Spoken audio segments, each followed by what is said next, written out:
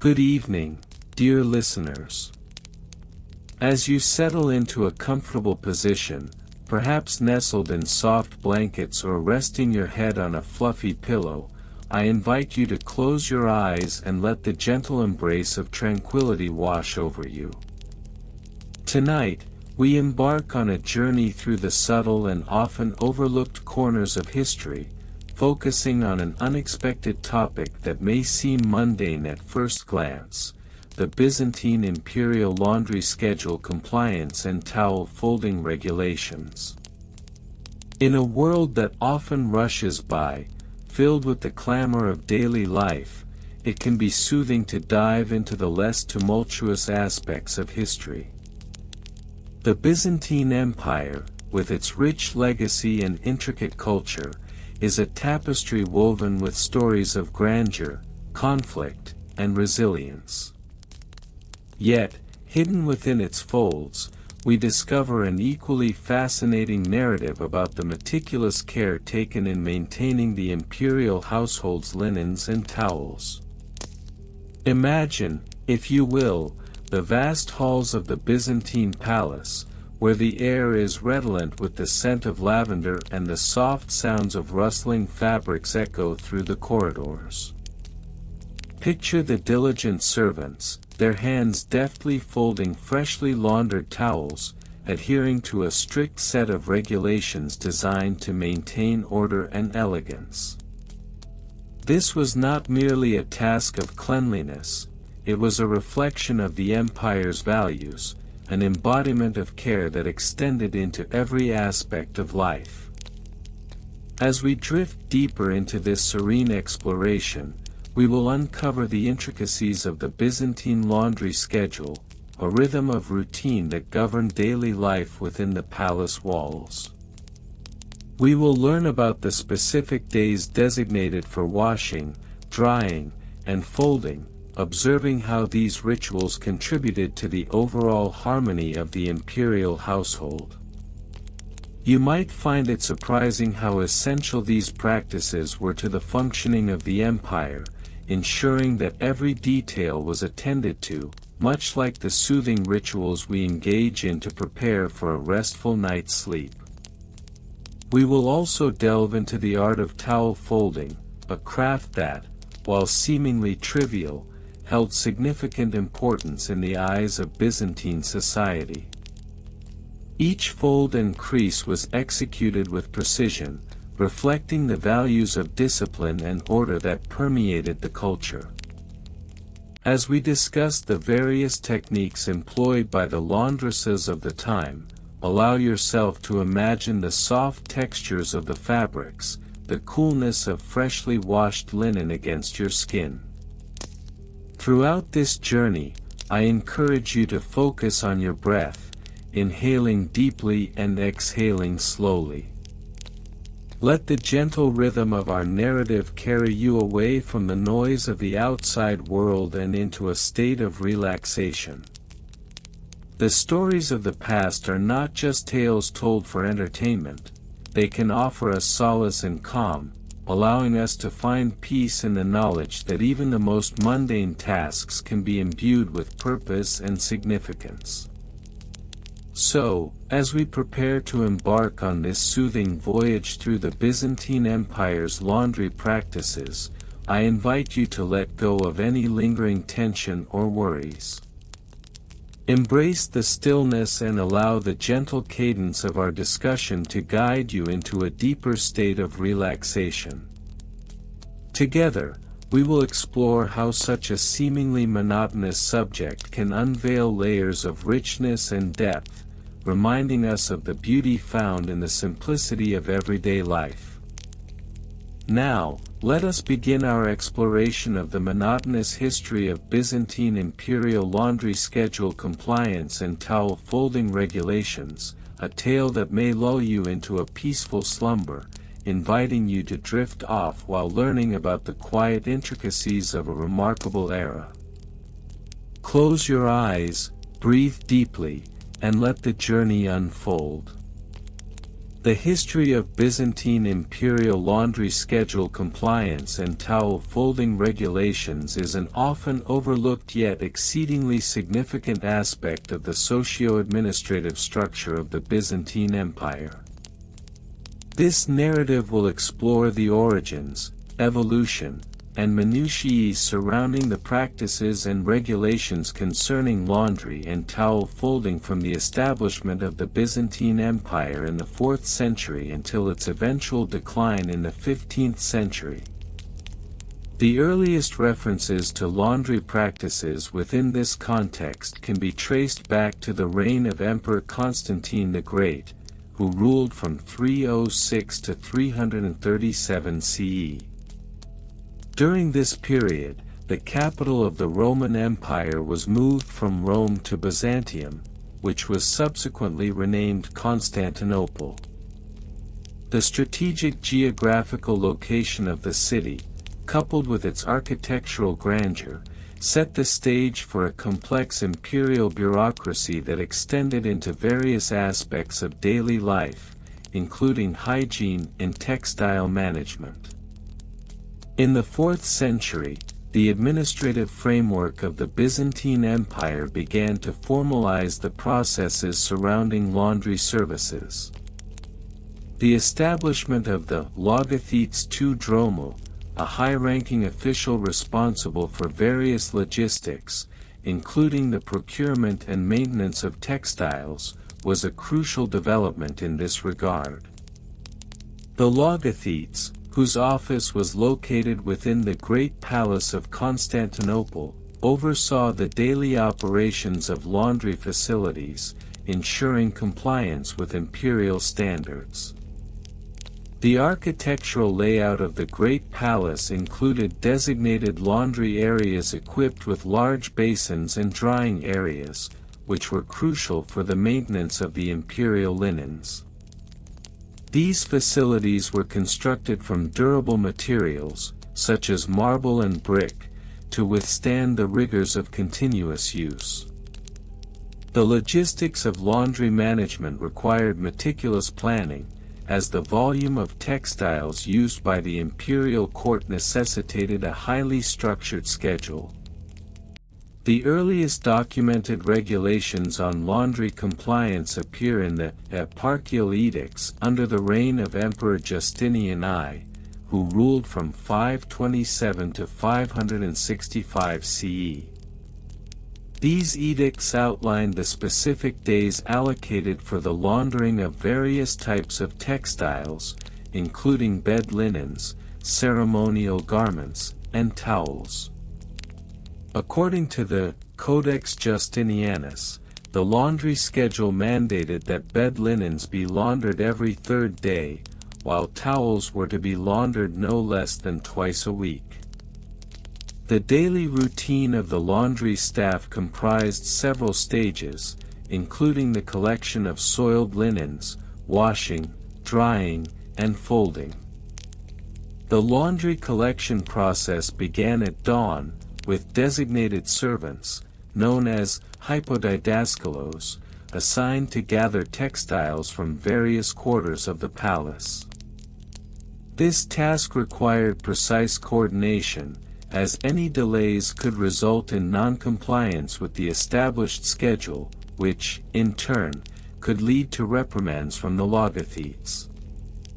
The washing process involved soaking the linens in a solution of water and a soap-like substance derived from olive oil, known as sapo. The servants would then scrub the textiles against large stone washboards, a method that was both labor-intensive and time-consuming. The drying process typically took place in designated areas within the palace grounds, where linens were laid out in the sun, benefiting from the warm Mediterranean climate. Once the linens were dry, the folding process commenced. Byzantine towel folding regulations were particularly stringent. The folding of towels was not merely an aesthetic concern, but also a matter of practicality and compliance with imperial standards.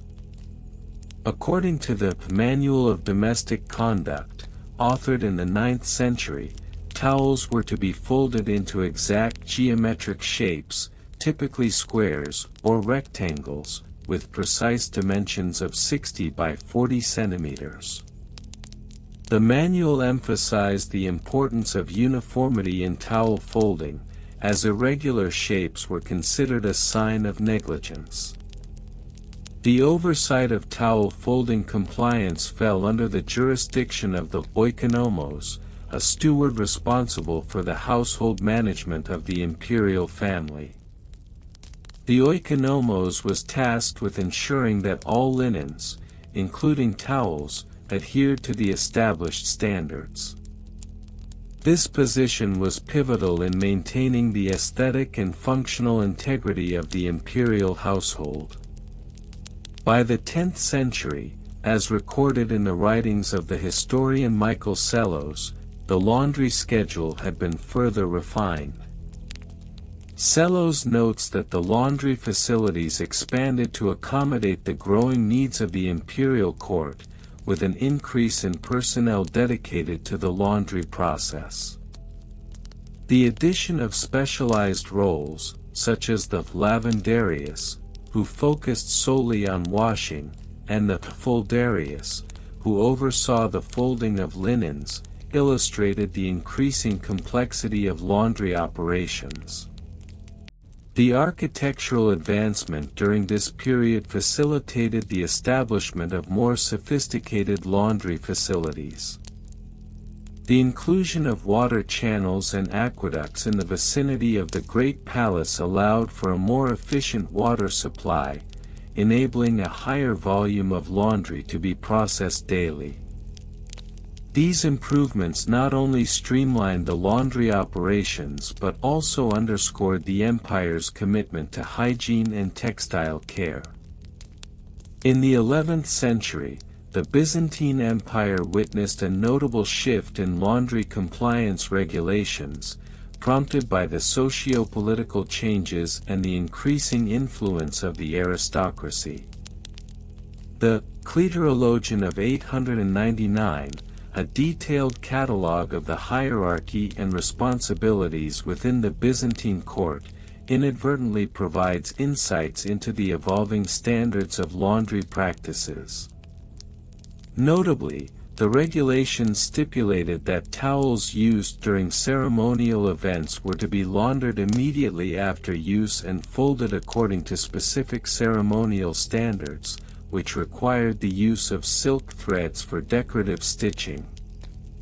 The enforcement of these regulations often necessitated the presence of inspectors known as kataskopoi, who were dispatched to oversee compliance across various imperial residences. These inspectors, often drawn from the ranks of the imperial guard, conducted regular audits on the laundry processes to ensure adherence to the established schedule. The findings of these inspections were documented in detailed reports, which included the frequency of laundering, any deviations from the folding standards, and the overall condition of the textiles. By the 12th century, the administrative procedures surrounding laundry compliance had become increasingly hierarchical. The centralization of authority within the imperial court led to the establishment of the Basilike Grammatea, an office dedicated to the documentation of imperial regulations, including those pertaining to laundry practices. The records maintained by this office served as a reference for future compliance audits and were instrumental in shaping the evolving standards. The architectural modifications during this time included the construction of more elaborate laundry facilities, complete with specialized drying rooms equipped with ventilation systems to expedite the drying process. The design of these facilities incorporated elements of Byzantine architecture, such as domes and arches, providing not only functionality but also aesthetic appeal. As the empire progressed into the 13th century, the regulation of laundry compliance began to incorporate more elaborate ceremonial aspects. The Towel Protocol of 1236, a document detailing the specific protocols for towel usage during imperial banquets, mandated that towels be folded in a manner that symbolized the empire's wealth and grandeur. The folding technique specified in this protocol required the use of intricate origami-like folds, which necessitated extensive training for the staff responsible for this task. The enforcement of the towel protocol was overseen by a newly appointed position, the Magister Towelorum, a title denoting the individual charged with the compliance of towel folding regulations during state occasions. This role highlighted the importance of textiles in the display of imperial power and the meticulous attention to detail that characterized Byzantine culture. The decline of the Byzantine Empire in the 14th and 15th centuries brought about significant challenges to laundry compliance. The socio-economic turmoil and external pressures from rival powers led to a decentralization of administrative control, impacting the enforcement of established laundry schedules and folding regulations. As resources became scarce, the opulence of previous eras gave way to more pragmatic approaches to textile care. Despite these challenges, remnants of the Byzantine laundry compliance system persisted. The last edict on laundry practices, issued in 1453 by the last Byzantine emperor, Constantine XI, sought to uphold the remaining standards as a symbol of continuity amidst decline. This edict reaffirmed the importance of hygiene and textile care, even in the face of imminent change. In conclusion, the history of Byzantine imperial laundry schedule compliance and towel folding regulations is a testament to the intricate relationship between administrative governance, societal norms, and daily routines. The evolution of these practices over centuries reflects the broader cultural and political dynamics of the Byzantine Empire, encapsulating a meticulous attention to detail that extended even to the most mundane aspects of life. The architectural developments, administrative procedures, and daily routines surrounding laundry practices reveal a fascinating yet monotonous aspect of Byzantine history, one that remains largely unexamined in the annals of historiography. The construction methods and materials employed in the establishment of Byzantine imperial laundry facilities provide a critical insight into the operational standards of cleanliness and efficiency maintained by the imperial court. These facilities, often referred to in historical documents as laundria, were constructed primarily from local materials, with a significant emphasis on durability and functionality. Brick and limestone were the predominant materials utilized, owing to their availability in the regions surrounding Constantinople, particularly during the 6th and 7th centuries CE. The architectural design of these laundria typically featured a central courtyard, which allowed for the effective management of sunlight and ventilation, essential for the drying of linens. The dimensions of these courtyards varied, but a typical size would measure approximately 12 meters by 8 meters, providing sufficient space for the drying of multiple items simultaneously.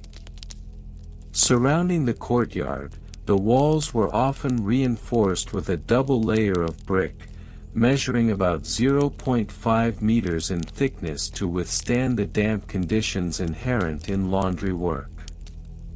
Interior spaces were divided into distinct areas designated for washing, rinsing, and drying, with the washing basins constructed from molded stone. These basins often measured around 1.5 meters in length and 0.6 meters in width, designed to accommodate a substantial volume of fabric.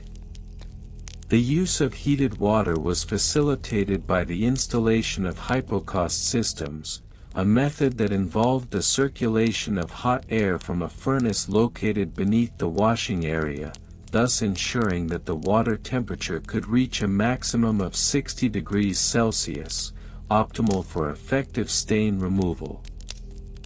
Maintenance procedures for these laundria were meticulously documented in imperial edicts and household manuals, which provided specific guidance on cleaning protocols to be followed by the personnel. Regular maintenance schedules mandated that the facilities be cleaned bi-weekly, with a thorough scrub of all surfaces using a solution derived from lye and olive oil. This practice, instituted as early as the reign of Emperor Justinian I, 527 to 565 CE, ensured that the laundria remained in a hygienic condition, thereby preventing the spread of diseases that could arise from the accumulation of dirt and organic matter. Financial records pertaining to the operation of the imperial laundria indicate a significant allocation of the imperial budget to laundry-related expenses. In the year 601 CE, for instance, the total expenditure for the maintenance of laundry facilities reached approximately 1,200 solidi, a substantial amount considering the average annual salary of a laborer at that time was around 90 solidi. Costs were typically broken down into categories, including wages for personnel, materials such as soap and lye, and the upkeep of the hypocaust systems. Notably, the expense for soap alone accounted for nearly 15% of the overall laundry budget, reflecting its importance in maintaining cleanliness standards. The personnel responsible for the operation of these laundria were categorized into several distinct job descriptions, each with specific responsibilities. The chief laundress, or archelaundria, held overall supervisory authority and was charged with ensuring that all operations adhered to imperial standards.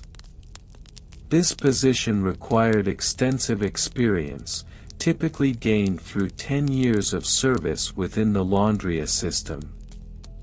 The archelaundria was supported by a team of subordinate laundresses, who were responsible for the washing, rinsing, and folding of linens. A typical laundress would handle an estimated load of 50 kilograms of fabric daily, which would entail approximately 6 hours of labor under the supervision of the archelaundria. In addition to the laundresses, there were specialized positions such as the water carrier, responsible for transporting water from nearby sources. This role necessitated the use of large amphorae, each with a capacity of around 30 liters, and required the carrier to make multiple trips daily to meet the water demands of the facility. The use of these amphorae, typically constructed of clay, was integral to the efficiency of water management within the laundria. Technical specifications for the laundering process were outlined in detail in various texts, detailing the specific ratios of soap to water and the optimum temperature for washing different types of fabric. For instance, a document from the 9th century specifies that woolen garments should be washed at no more than 40 degrees Celsius to prevent shrinkage, while linen could withstand higher temperatures up to 60 degrees Celsius. The guidelines also included instructions for the proper folding of towels and linens, emphasizing the importance of uniformity in size, which was considered a reflection of the household status. The folding procedure itself was codified into a series of steps, typically requiring a precise measurement, towels were to be folded into quarters, each measuring 0.5 meters by 0.5 meters, thereby creating a compact, uniform appearance that was deemed aesthetically pleasing. This attention to detail extended to the placement of folded items, which were organized by size and type, with larger bath towels stored separately from face towels. Furthermore, the introduction of various innovations in the laundering process during the 10th century, such as the use of natural dyes derived from local plants, allowed for enhanced color fastness in linens. Historical records indicate that the Byzantines developed a series of mordants to fix dyes, leading to a vibrant array of colors that became a symbol of imperial luxury. The technical specifications for dyeing fabrics, which included the preparation of mordants using alum and tannin solutions, were meticulously documented, ensuring that the process could be replicated consistently. The imperial laundry system also included protocols for record keeping, which were essential for maintaining accountability and tracking the flow of goods. Every batch of laundry was recorded in a ledger, noting the type of fabric, quantity, and date of washing. This data was crucial for assessing the efficiency of operations and for future planning. For example, a record from the year 892 CE details that 1,000 pieces of linen were laundered over a period of 2 weeks, with an average turnaround time of 3.5 days per batch. This meticulous documentation not only facilitated financial oversight but also provided a historical record of the imperial household's reliance on effective laundry practices. Moreover, the Byzantine imperial laundry system presented a unique intersection of labor and technology, revealing the delicate balance between human effort and mechanical assistance. The use of wind-powered mechanisms to assist in the wringing out of wet linens, utilizing simple lever systems made from wood, is an example of early technological innovation in laundry practices. These mechanisms would have reduced the physical strain on laundresses, allowing for a more efficient workflow. As the Byzantine Empire continued to evolve, so too did its laundry practices. By the 12th century, with the introduction of more sophisticated water management systems, including aqueducts that supplied fresh water directly to the laundria, the efficiency of operations improved significantly.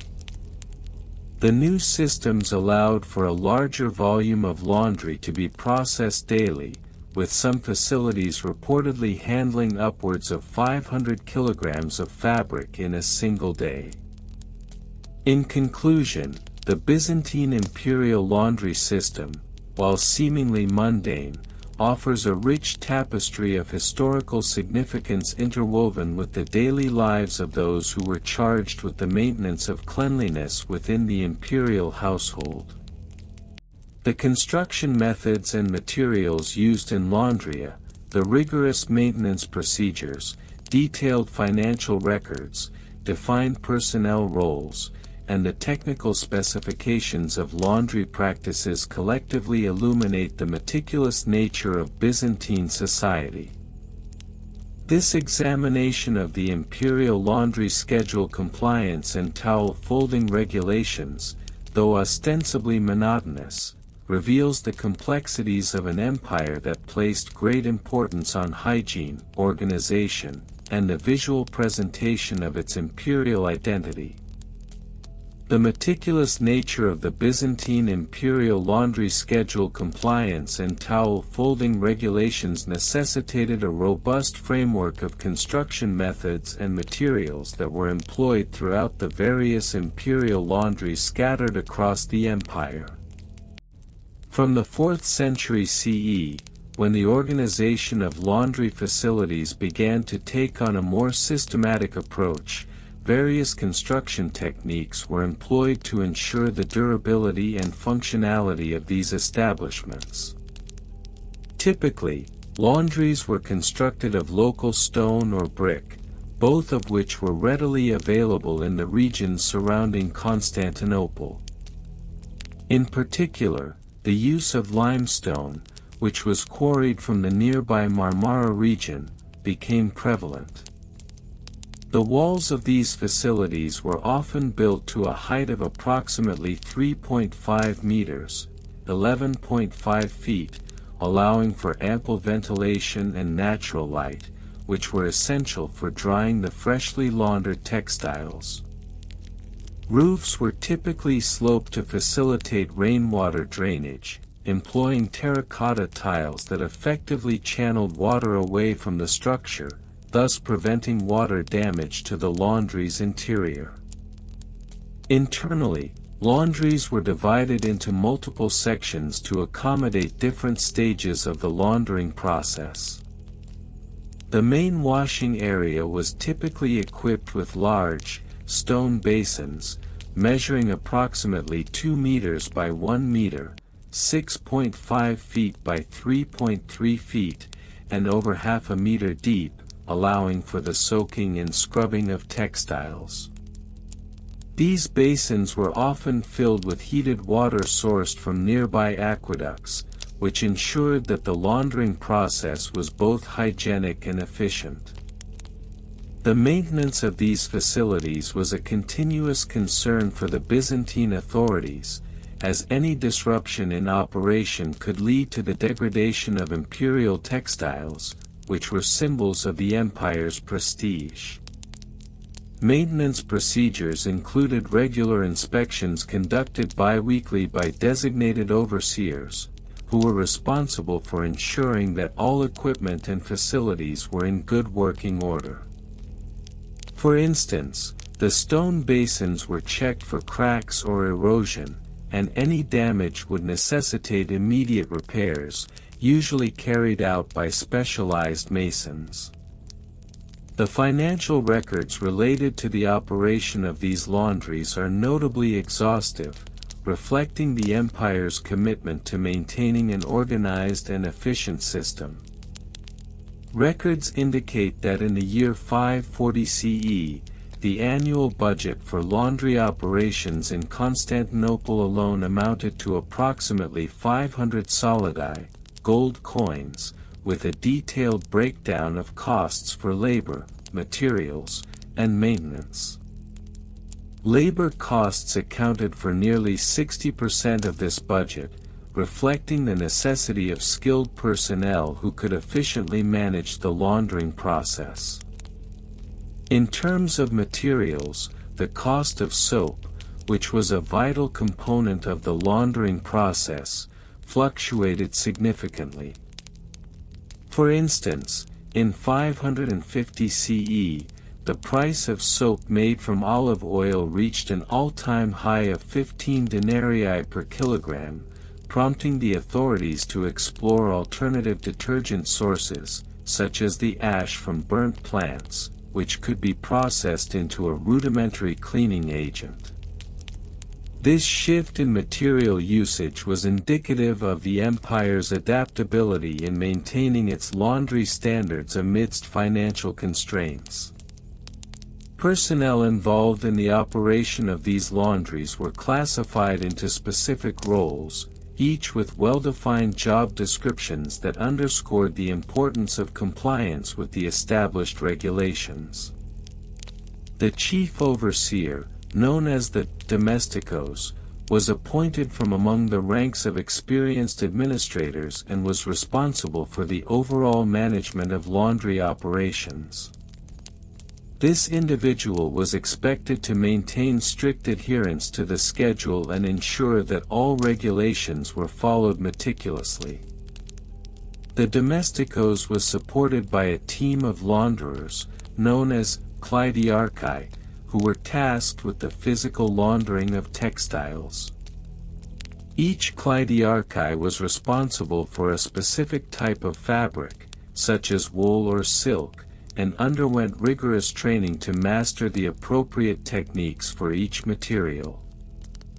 Their duties included sorting, soaking, scrubbing, rinsing, and drying the textiles, all of which were performed in accordance with the detailed guidelines laid out in the towel folding regulations.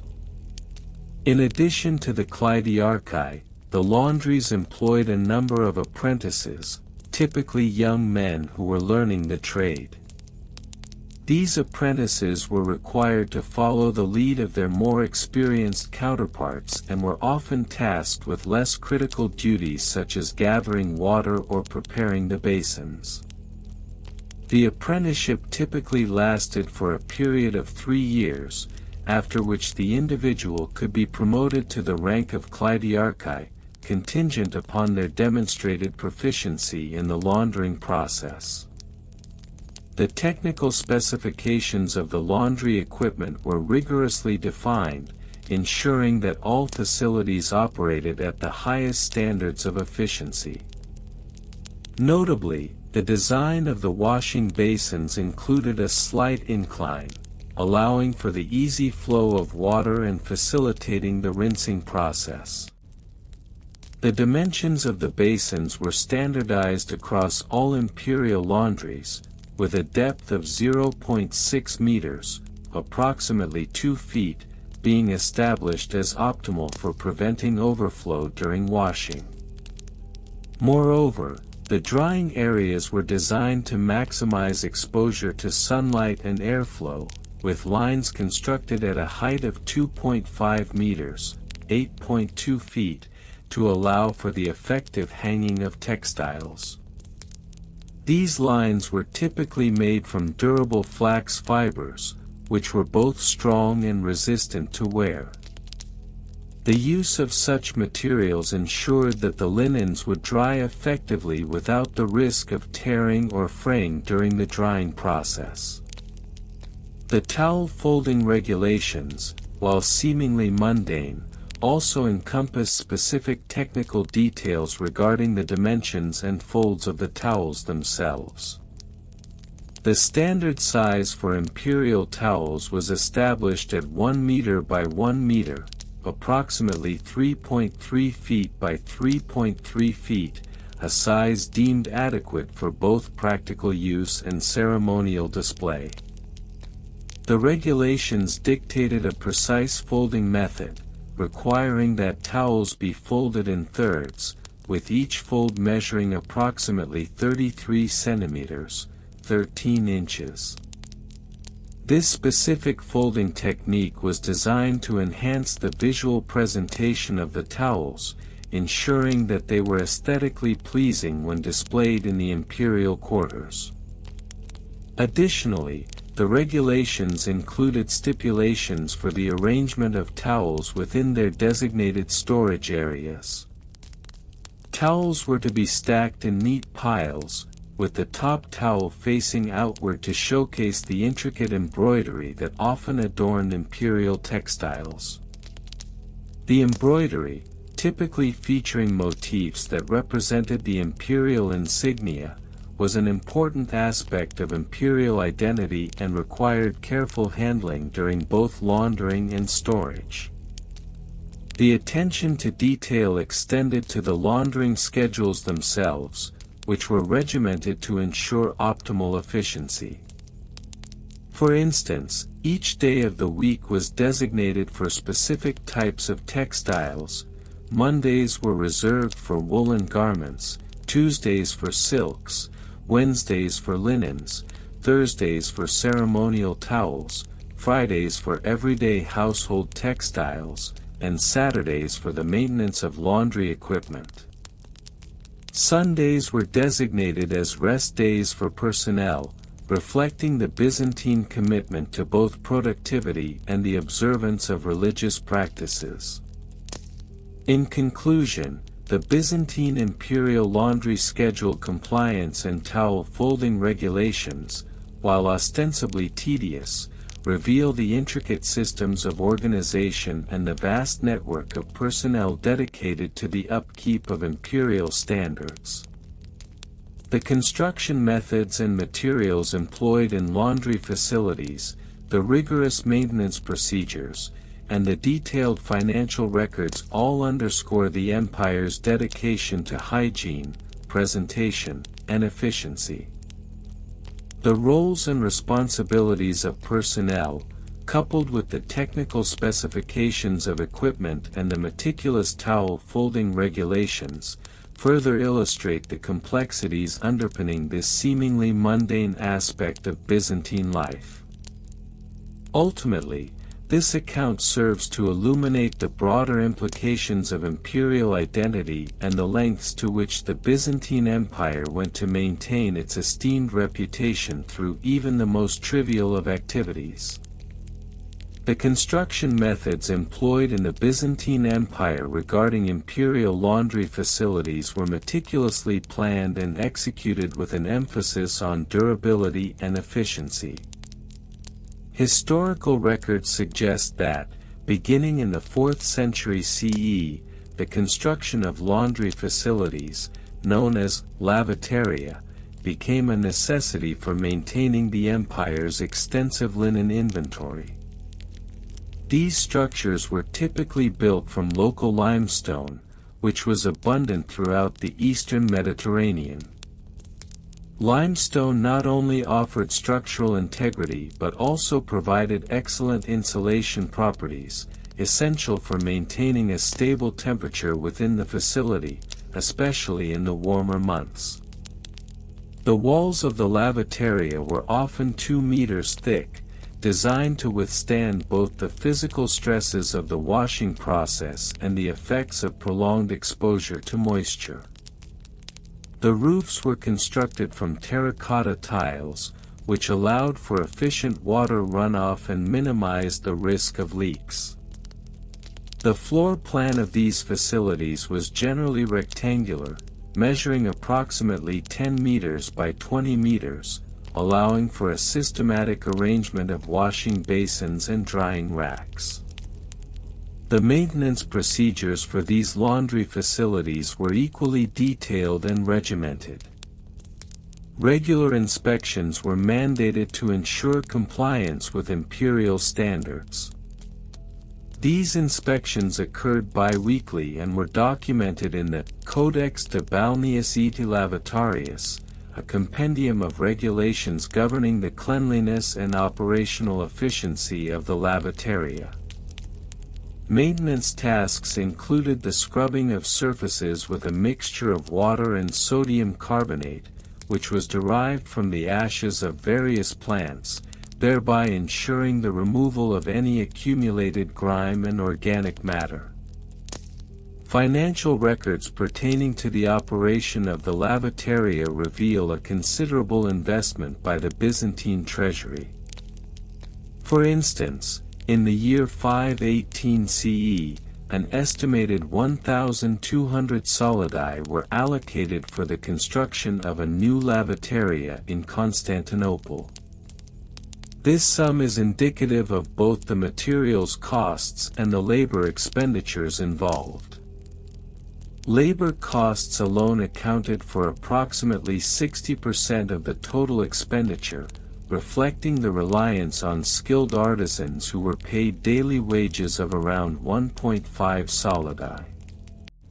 The remaining budget was allocated for the procurement of necessary washing agents, such as olive oil and fuller's earth, further emphasizing the empire's commitment to quality. Personnel responsible for the operation of the lavataria were organized into a hierarchy that mirrored broader Byzantine bureaucratic structures. The chief laundress, known as the archilatress, was tasked with overseeing all operations, ensuring that the imperial laundry adhered to the strict regulations set forth by the emperor. This position was typically filled by individuals with at least a decade of experience in textile care, and they were accountable for the training of junior staff, including the laundresses and scrubbers. The laundresses, numbering around 10 per facility, were responsible for the washing and conditioning of linens, while the scrubbers, a smaller group of 4 to 5, handled the more labor-intensive processes, including the scrubbing of heavily soiled items. The technical specifications of the washing equipment used in the lavatoria were also of paramount importance. Each facility was equipped with a series of large stone basins, each measuring 1.5 meters in width and 2 meters in length. The basins were designed to hold approximately 500 liters of water, facilitating the washing of multiple items simultaneously. The design of the basins included sloped bottoms to facilitate drainage, allowing for the efficient removal of soapy water and sediment.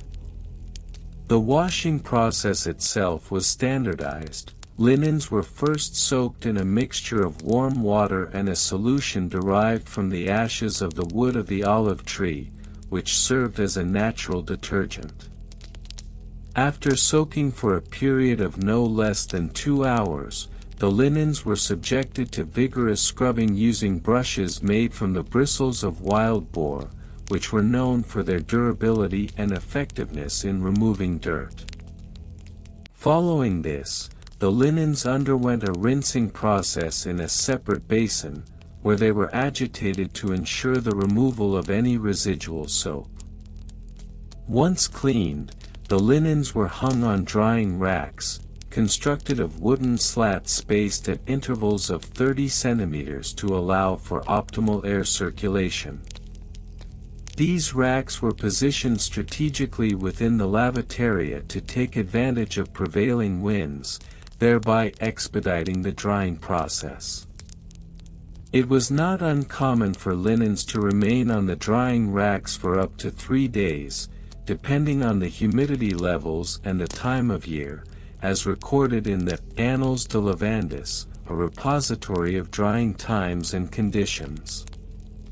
In terms of towel folding regulations, the Byzantine Empire developed a standardized method that emphasized not only functionality but also aesthetics.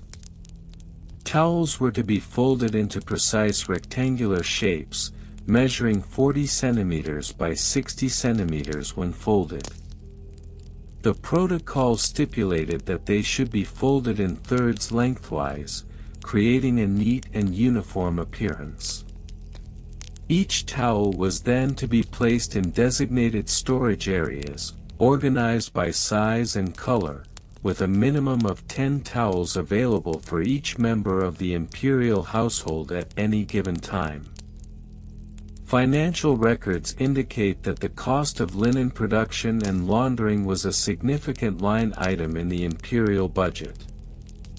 For example, during the fiscal year of 530 CE, the expenditure on towels alone reached 800 solidi, encompassing the costs of raw materials, labor, and laundering services. Detailed ledgers reveal that the average cost of a single towel was approximately 4 solidi, which included the expense of weaving, dyeing, and subsequent laundering. The empire's commitment to maintaining a well-stocked inventory of linens and towels was seen as a reflection of its imperial status and attention to detail. Furthermore, the Byzantine government instituted rigorous training programs for all personnel involved in the laundering process. All prospective laundresses were required to complete a 6-month apprenticeship, during which they learned the intricacies of textile care, including proper folding techniques, stain removal methods, and the maintenance of the washing equipment. These programs were documented in the Institutions de Textilibus, a collection of educational materials designed to ensure that all workers met the high standards expected by the imperial court. In conclusion, the Byzantine Empire's approach to managing the laundry schedule and towel folding regulations reflects a broader cultural emphasis on orderliness and the maintenance of imperial dignity. Through careful construction of facilities, meticulous maintenance procedures, detailed financial records, well-defined personnel roles, and strict technical specifications, the Byzantine government demonstrated an unwavering commitment to the quality and integrity of its imperial laundry services. This seemingly mundane aspect of daily life serves, ultimately, as a testament to the lengths the Byzantine Empire was willing to go to uphold its esteemed reputation, illustrating the profound interconnectedness of even the most trivial tasks with the broader imperial identity. The construction methods and materials utilized in the Byzantine imperial laundry facilities were meticulously documented across various regnal periods, particularly during the reign of Emperor Justinian I from 527 to 565 AD. These facilities, integral to the maintenance of imperial textiles, were frequently constructed using locally sourced limestone and clay bricks, with dimensions typically measuring 0.5 meters in width and 1 meter in height. The choice of materials was largely dictated by the availability of natural resources within the empire's expansive territories. In the early phases of construction, particularly before the year 500 AD, wooden structures were favored due to their relatively low cost and ease of assembly. However, as the empire expanded and sought to bolster its image of permanence and stability, more durable constructions became the norm. By the 6th century, the use of fired clay bricks increased substantially, with brick kilns established in proximity to major urban centers such as Constantinople and Antioch. These kilns, operational from dawn until dusk, produced bricks measuring approximately 30 cm x 15 cm x 7.5 cm, which allowed for consistent stacking and insulation during the laundry processes. In conjunction with the structural components, the maintenance procedures instituted for these facilities were rigorous. Each laundry was mandated to undergo a thorough inspection biannually, with records meticulously kept in the imperial archives. The inspections, conducted by a designated official known as the epimeletes, focused on structural integrity, the functionality of water channels, and the efficacy of drying areas. The drying areas, often elevated and constructed of slatted wood, were designed to optimize airflow, with a standard spacing of 5 cm between slats to facilitate evaporation. Furthermore, maintenance procedures also included the regular cleaning of water cisterns, which stored the essential resource for washing. These cisterns, with a capacity of approximately 5,000 liters, required manual cleaning every 3 months to prevent algae growth and ensure water purity. A team of laborers, typically numbering 5 to 7, was assigned to each facility for both routine maintenance and emergency repairs. This labor force was further supplemented by seasonal workers during the peak laundering months of June through September, when the demand for fresh linens reached its zenith. Financial records pertaining to the operation of these laundries provide a fascinating glimpse into the economic underpinnings of Byzantine society. The annual budget allocated for laundry operations was meticulously calculated, with expenditures averaging approximately 10,000 solidi per year during the 6th century. This sum accounted for the costs of labor, materials, and maintenance, alongside additional funding earmarked for the procurement of soap, which was produced from olive oil and ash. The cost of soap, roughly 2 solidi per kilogram, necessitated careful budgeting, as the average laundry used approximately 500 kilograms per annum. Personnel involved in the operations of imperial laundries were categorized into distinct roles, each with defined job descriptions. The chief launderer, or archiloros, oversaw all operations and reported directly to the imperial treasury. This individual was responsible for maintaining the compliance of laundry schedules and ensuring that linens met the stringent quality standards established by the imperial court. The archiloros was supported by a team of subordinate launderers, typically numbering between 10 and 15, who executed the daily washing and folding tasks. Each launderer was expected to process a minimum of 100 pieces of linen per day, with strict penalties imposed for failure to meet this quota. In addition to the launderers, a specialized group known as the towel foldadari was responsible for the proper folding and storage of towels. This role was of particular importance, as the manner in which towels were folded directly influenced their presentation during ceremonial occasions. The specifications for towel folding were codified in the Regulations of the Imperial Laundry, a text that outlined the precise angles and dimensions for each fold. For example, towels measuring 60 cm x 120 cm were to be folded in thirds lengthwise and then in half widthwise, resulting in a final folded size of 30 cm x 60 cm. Adherence to these specifications was rigorously monitored, with inspections occurring weekly. The technical specifications of the laundry equipment also reveal the advanced understanding of engineering that characterized the Byzantine Empire. Central to the washing process was the water wheel, a mechanical apparatus designed to facilitate the movement of water from cisterns into the laundry basins. These wheels, typically constructed of wood and measuring 2 meters in diameter, were powered by the flow of nearby streams or rivers.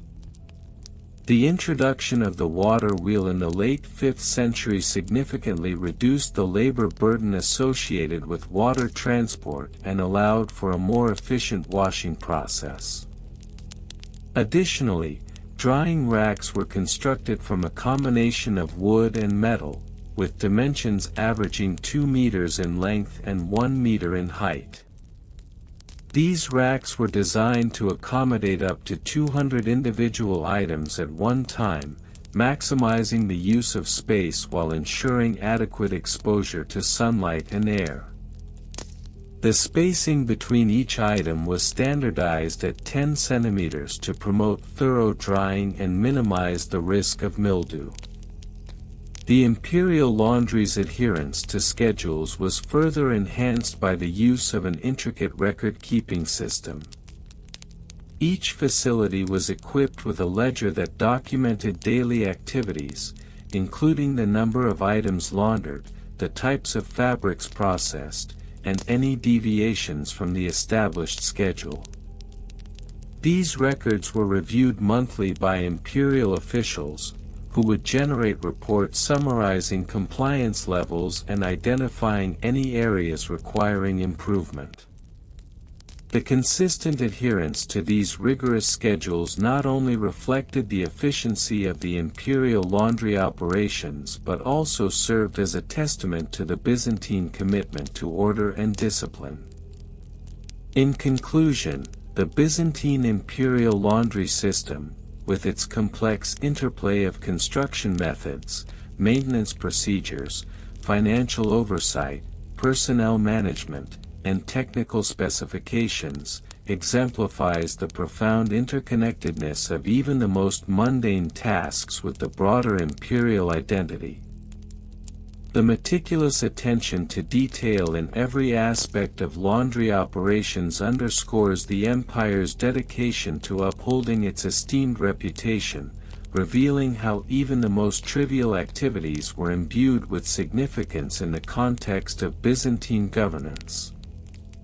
As the empire navigated the challenges of administration and public perception, the operations of its laundries remained a silent yet steadfast testament to the enduring legacy of Byzantine civilization.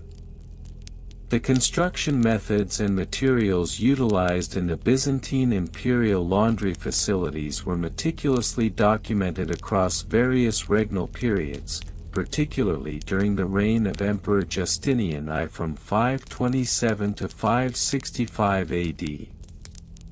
These facilities, integral to the maintenance of imperial textiles, were frequently constructed using locally sourced limestone and clay bricks, with dimensions typically measuring 0.5 meters in width and 1 meter in height.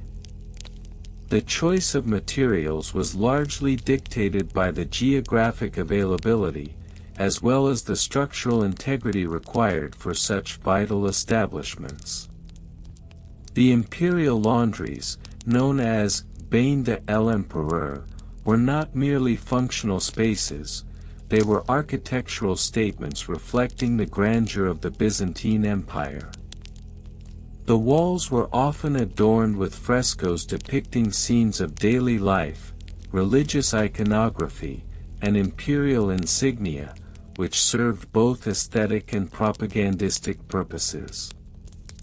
For instance, a notable example comes from the imperial laundry facility discovered in the ruins of the Great Palace of Constantinople, where vibrant frescoes dating back to the 6th century have been remarkably preserved, illustrating the lavish lifestyle of the Byzantine elite.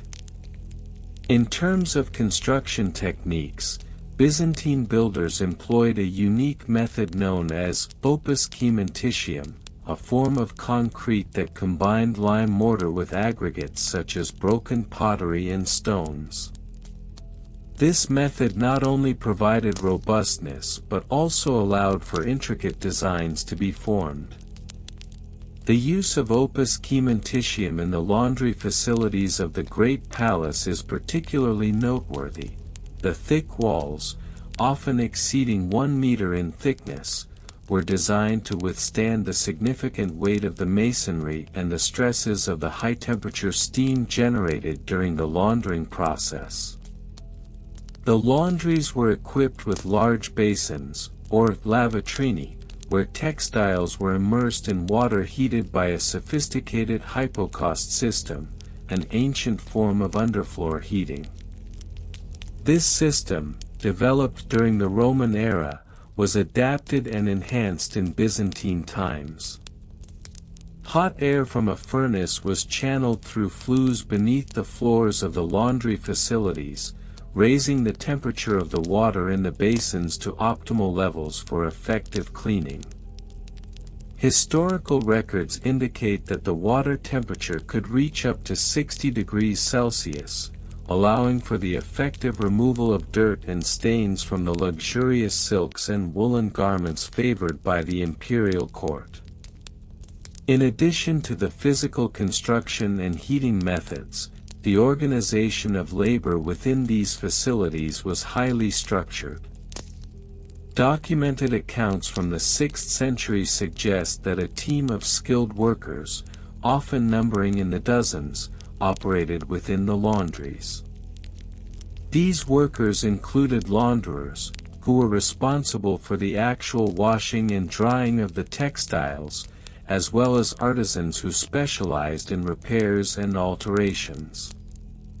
Case studies from archaeological findings indicate that some workers were even trained in specific techniques, such as dyeing fabrics, which was essential for maintaining the vibrant colors of the imperial wardrobe.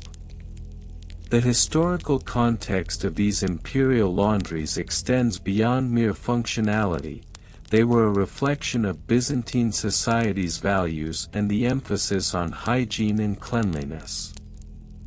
The importance placed on well-maintained clothing can be traced back to earlier periods, but under Justinian's reign, there was a marked increase in the scale and sophistication of laundering practices. This era saw the establishment of a more centralized approach to textile maintenance, which included not only the imperial laundries but also local facilities that catered to the upper echelons of society. By the end of the 6th century, the influence of these imperial laundries began to permeate into private households, leading to the emergence of smaller-scale laundries throughout Constantinople. This transformation signified a shift in societal norms, where cleanliness became synonymous with status and sophistication. The legacy of the Byzantine imperial laundries can still be felt today, as the principles of hygiene and textile care have evolved but remain integral to contemporary practices across cultures. In summary, the imperial laundry facilities of the Byzantine Empire were architectural marvels that combined advanced engineering with aesthetic beauty. They served as vital centers for maintaining the empire's opulent textiles while reflecting the socio-economic structures of the time. The sophisticated construction methods, labor organization, and heating systems collectively illustrate the ingenuity of Byzantine culture, which set the stage for future developments in textile maintenance and hygiene throughout the medieval world. The monotonous history of Byzantine imperial laundry schedule compliance and towel folding regulations, Part 6. In the labyrinthine corridors of Byzantine governance, where the minutiae of daily life were meticulously catalogued and regulated, the imperceptibly nuanced domain of laundry schedules and towel folding regulations serves as a fascinating lens through which to view the broader complexities of Byzantine imperial life. This chapter delves into the regional variations and comparisons, the evolution of practices over time, the bureaucratic regulations that govern these activities, the logistics of supply chains, and the methods of record-keeping that underpin this intricate system. ### Regional variations and comparisons. The Byzantine Empire, stretching across diverse geographic regions from the Aegean to the Black Sea, exhibited notable regional variations in its laundry schedules and towel folding customs. The differences often reflected local cultural practices, climatic conditions, and access to resources. For instance, in the coastal regions of Asia Minor, where the Mediterranean climate prevailed, the abundance of sunlight and breezes facilitated a quicker drying process for linens. Consequently, the laundry schedule in these areas was more flexible, allowing for washing to occur at different times of the day, often dictated by the tides and the availability of labor. In contrast, the colder northern provinces, such as Thrace and parts of the Balkans, necessitated a far more regimented approach to laundry due to the extended winters. Here, the drying of textiles became a more protracted endeavor, leading to the establishment of specific laundry days that coincided with the rare sunny intervals of winter. The Imperial Laundry Bureau, a fictitious yet illustrative entity, issued region-specific directives to ensure compliance with these schedules, which were tailored to optimize the use of available sunlight and minimize the risk of mildew. Furthermore, towel folding techniques varied widely. In the bustling urban centers like Constantinople, towels were often folded into intricate shapes, reflecting the artistic sensibilities of the time, whereas rural areas adopted more utilitarian approaches. The meticulous folding methods from Constantinopolitan households, often guided by the dictates of the local guilds of laundresses, were documented in various treatises, showcasing the aesthetic importance placed upon the presentation of domestic textiles. #evolution over different time periods. The evolution of laundry practices over the centuries reflects broader socio-political changes within the Byzantine Empire. During the early Byzantine period, laundry was predominantly a household chore, performed by servants or slaves. However, as the empire expanded and the economy transformed, a more organized approach to laundry emerged. By the 10th century, the establishment of laundries as commercial enterprises became common, particularly in urban centers where the demand for clean garments surged. Throughout the 11th and 12th centuries, the increasing complexity of imperial court life introduced even stricter guidelines for laundry schedules. The Imperial Laundry Bureau began to implement a bi-weekly washing cycle for the imperial household, a decision influenced by the need to maintain hygiene standards amidst rising concerns over plague and other communicable diseases. The regulations stipulated that all linens used in the royal bedchambers be laundered every other week, a practice that extended to the towels used by dignitaries visiting the court. The 13th century saw the advent of more formalized towel folding regulations, likely coinciding with the rise of the Palaiologos dynasty. This period is marked by an emphasis on the ceremonial aspects of court life, leading to more elaborate folding techniques being codified. The introduction of ornate folds, such as the Byzantine fan and the imperial pleat, became a point of pride among court laundresses. Manuals detailing these techniques were circulated, establishing a standard that would influence towel presentation across the empire. #Bureaucratic regulations and laws. The Byzantine state was characterized by its extensive bureaucratic apparatus, which extended into the realm of domestic chores, including laundry. A series of decrees and laws were enacted to regulate the practices surrounding laundry and towel care. The most notable of these was the Edict of Cleanliness issued by Emperor Alexios I Komnenos in the late 11th century, which mandated specific washing intervals and techniques to ensure the health and hygiene of the populace. The edict delineated the responsibilities of laundresses, establishing a licensing system that required them to be trained in the proper techniques of washing and folding. Those who failed to comply faced fines or, in extreme cases, public shaming. Each laundress was required to keep a meticulous record of their washing and folding practices, which would be subject to inspection by local officials, ensuring adherence to the imperial standards. Moreover, the regulations dictated the types of soaps and detergents that could be used, emphasizing the use of natural ingredients such as olive oil and soda ash, both readily available in the empire. The Codex Laundrius, a compendium of these regulations, became an essential text for laundresses, providing a foundation for both the legal and practical aspects of laundry work. Supply chain and logistics. The logistics involved in maintaining the imperial laundry operations were complex and multifaceted.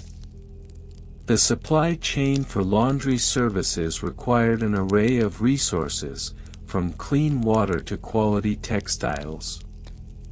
The procurement of water, a crucial component for laundering, necessitated access to reliable sources, particularly in urban areas where the demand for clean linens was high. In Constantinople, the government constructed public washing facilities along the Bosphorus, complete with stone basins and access to fresh water, which became hubs for laundry activities. These facilities not only served the imperial household but also catered to the bustling populace, creating a decentralized yet synchronized system for laundering garments. The scheduling of laundry days was carefully coordinated with the availability of water, often influenced by the tides, as washing during low tide would ensure a steady supply of water. The textile supply chain was equally vital. The empire's extensive trade networks allowed for the importation of high-quality fabrics, including silk from Asia and fine wool from the Balkans. The careful management of these resources was crucial to maintaining the standards set forth in imperial regulations. Laundresses were often tasked with the dual responsibility of laundering and assessing the quality of incoming textiles, ensuring that only the finest materials were used in court. ### Record-keeping methods. Record-keeping within the realm of Byzantine laundry practices was a meticulous affair, characterized by a variety of methods and media. The primary record-keeping tool was the lapis tabularis, a wax tablet used extensively throughout the empire for various bureaucratic purposes. Laundresses would use these tablets to log washing days, types of fabrics laundered, and any issues encountered during the process, such as stains that could not be removed or damages incurred. In addition to wax tablets, the introduction of papyrus scrolls for more permanent records became common in the 12th century. These scrolls allowed for the archiving of intricate details, such as the folding techniques employed and the specific regulations adhered to by each laundress. The meticulous records facilitated audits conducted by local officials, ensuring compliance with imperial laundry schedules. The evolution of record-keeping also saw the introduction of specialized terminology, leading to a lexicon unique to the laundering profession. Terms such as folding angles, washing cycles, and stain classifications emerged, illustrating the depth of knowledge required to navigate the bureaucratic landscape of Byzantine laundry compliance. ###Conclusion. As we delve deeper into the tedious yet fascinating history of the Byzantine imperial laundry schedule compliance and towel folding regulations, it becomes evident that these seemingly mundane practices were deeply intertwined with the socio-political fabric of the empire. The regional variations, evolving practices, bureaucratic regulations, supply chain logistics, and meticulous record-keeping methods paint a vivid picture of a society where cleanliness was not merely a personal virtue but a matter of imperial pride and public health. In the grand tapestry of Byzantine history, the laundry schedule and towel folding regulations stand as a testament to the intricate layers of daily life in an empire that valued order and compliance. The legacy of these practices continues to echo in our modern understanding of domestic management, hygiene, and the profound significance of seemingly trivial activities in shaping the cultural and historical narratives of civilizations. The monotonous history of Byzantine imperial laundry schedule compliance and towel folding regulations, Part 7. Regional variations and comparisons. The Byzantine Empire, vast and multifaceted, extended across continents and encompassed a multitude of cultures, each contributing its own idiosyncratic nuances to the grand tapestry of laundry practices and towel folding regulations. It is imperative to acknowledge that regional variations in these practices were not merely trivial deviations but instead reflected deeper socio-cultural dynamics and local environmental factors that influenced the very fabric of life in the empire. In the arid climate of the eastern provinces, particularly in regions such as Syria and Palestine, the laundry schedule adhered to a rhythm dictated by the scorching sun. Garments were typically washed in the early hours of dawn, when the temperature was cooler and the likelihood of sunburn diminished. This timing was particularly beneficial for the drying process, as the intense midday sun could dry linens to a brittle crispness if not carefully monitored.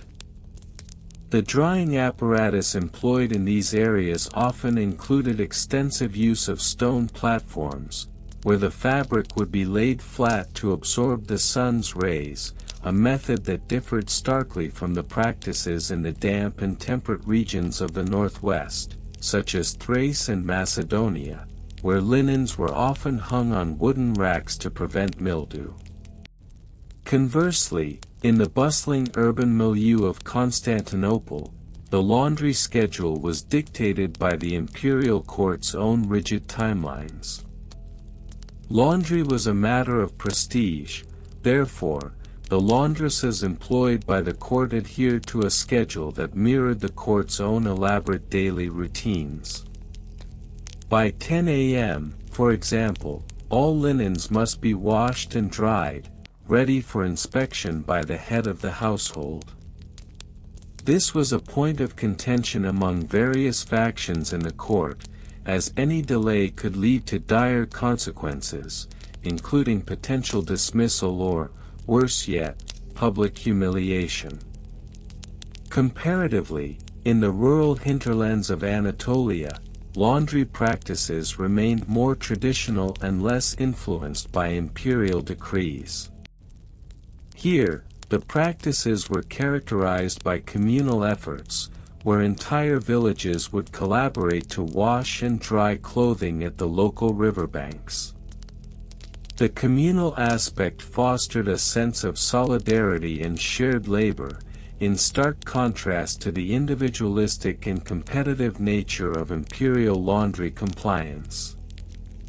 Evolution over different time periods.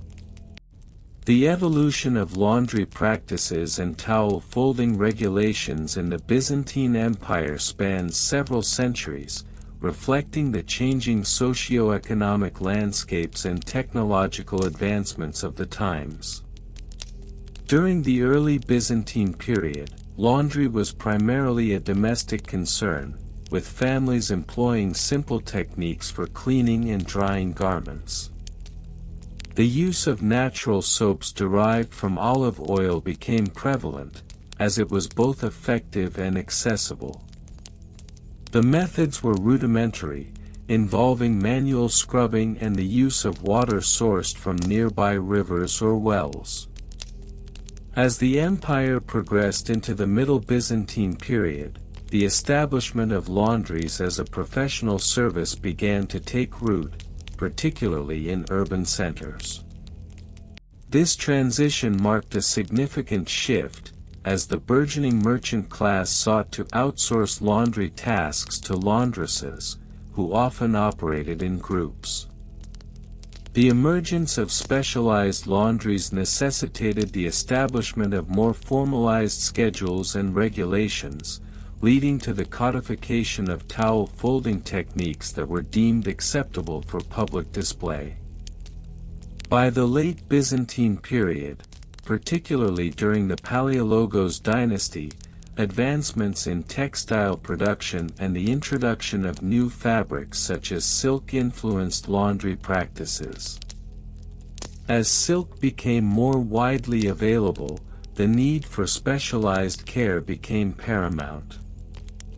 Regulations regarding the cleaning and handling of silk garments were established, outlining the specific temperatures and detergents to be used. The towel folding techniques evolved as well, with intricate designs and patterns becoming a point of artistic expression among the laundresses. Bureaucratic regulations and laws. The Byzantine Empire was renowned for its intricate bureaucracy, and the realm of laundry compliance was no exception. The imperial court established numerous regulations to govern the standards of cleanliness and the acceptable methods of towel folding. These regulations often stemmed from a desire to maintain order and discipline within the court and, by extension, the empire itself. A notable example can be found in the Ecloga, a legal code promulgated by Emperor Leo III in the 8th century, which included provisions for domestic labor and the treatment of linens. The code stipulated that all laundresses must be registered with the local magistrate and that inspections would occur monthly to ensure compliance with the established standards. Failure to comply could result in fines or, in more egregious cases, imprisonment. Moreover, the regulations surrounding towel folding were particularly meticulous. The Byzantine court mandated that towels used in the imperial household must be folded in a specific manner, a precise trifold, with each corner tucked inward to create a neat, symmetrical appearance. This regulation was not merely aesthetic, it served as a reflection of the order and discipline that the imperial court sought to project. In addition to the legal framework, a series of guilds emerged that further regulated the practices of laundresses. These guilds established their own codes of conduct, often mandating apprenticeships and rigorous training in the art of laundry and towel folding. The guilds operated under the auspices of the Church, which provided both legitimacy and oversight, often intertwining religious observance with the mundane tasks of laundry. Supply chain and logistics. The logistics of laundry compliance in the Byzantine Empire were intrinsically linked to the broader supply chain networks that facilitated trade and commerce. The sourcing of materials for laundry, including soaps, water, and linen, was an essential aspect of the imperial laundry operation. Soap production, primarily derived from olive oil, was a significant industry within the empire. The olive harvest, which occurred in the fall, dictated the availability of soap for the following year. Laundresses often had to plan their laundry schedules around the seasons, accounting for the fluctuating availability of this critical resource. The transportation of soap from rural olive groves to urban laundries was managed through both river and overland routes, with a network of merchants specializing in the trade of soap and other necessary materials.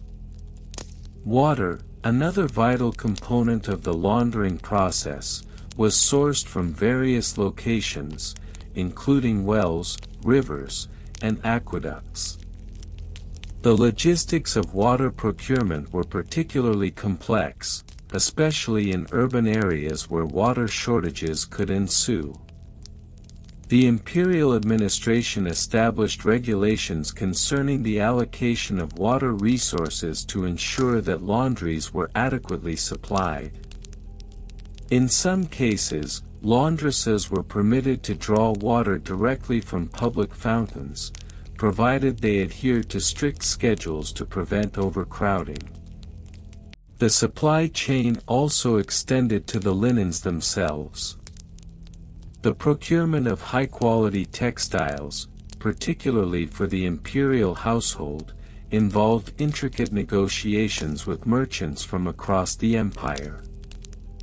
Linen manufacturers, particularly those in Egypt and Syria, became key suppliers of the finest fabrics, necessitating a reliable and efficient transport system to deliver these goods to Constantinople. The timely arrival of linens was crucial, as the imperial laundry operation was often under the scrutiny of the court, demanding high standards of cleanliness and presentation. Record-keeping methods. The Byzantine Empire was characterized by a meticulous approach to record-keeping, a practice that extended to the realm of laundry compliance. The documentation of laundry schedules, the condition of linens, and adherence to towel folding regulations were all meticulously recorded, ensuring accountability and transparency. Laundresses and their employers were expected to maintain detailed logs of their laundry activities. These logs typically included information such as the date of wash, types of fabrics handled, and any specific instructions regarding care. The format of these records varied, but many employed a standardized system, often utilizing scrolls or wax tablets for ease of use. Such documents were crucial for resolving disputes, particularly in cases where linens were damaged or lost. In the imperial court, the record-keeping system was even more intricate, often involving multiple layers of oversight. The logothetes, or financial administrators, were responsible for overseeing the financial aspects of laundry operations, including the procurement of materials and payment to laundresses. Their records were exhaustive, encompassing everything from the costs of soap to the wages of laborers, and were subject to regular audits to ensure compliance with imperial standards. Furthermore, the use of seals and signatures became a common practice in the documentation of laundry compliance. Each laundress was often required to affix her personal seal to the records, which served as a form of authentication and accountability. This practice underscored the importance placed on individual responsibility within the broader bureaucratic framework of the empire. In conclusion, the history of Byzantine imperial laundry schedule compliance and towel folding regulations is not merely a chronicle of mundane practices but a reflection of the broader socio-political dynamics of the empire. From regional variations to bureaucratic regulations, each aspect contributes to the understanding of how deeply intertwined daily life was with the larger imperial structure. The evolution of these practices, along with the meticulous record-keeping and logistical frameworks that supported them, reveals a society that valued order, discipline, and a certain degree of artistry even in the most mundane of tasks. As we delve deeper into this seemingly monotonous history, we uncover a rich tapestry of life that is both fascinating and, at times, profoundly sleep-inducing. The study of Byzantine imperial laundry schedule compliance and towel folding regulations is a niche yet fascinating endeavor that not only encapsulates the daily lives of the Byzantine populace but also offers a lens through which one can examine the broader socio-political tapestry of the empire.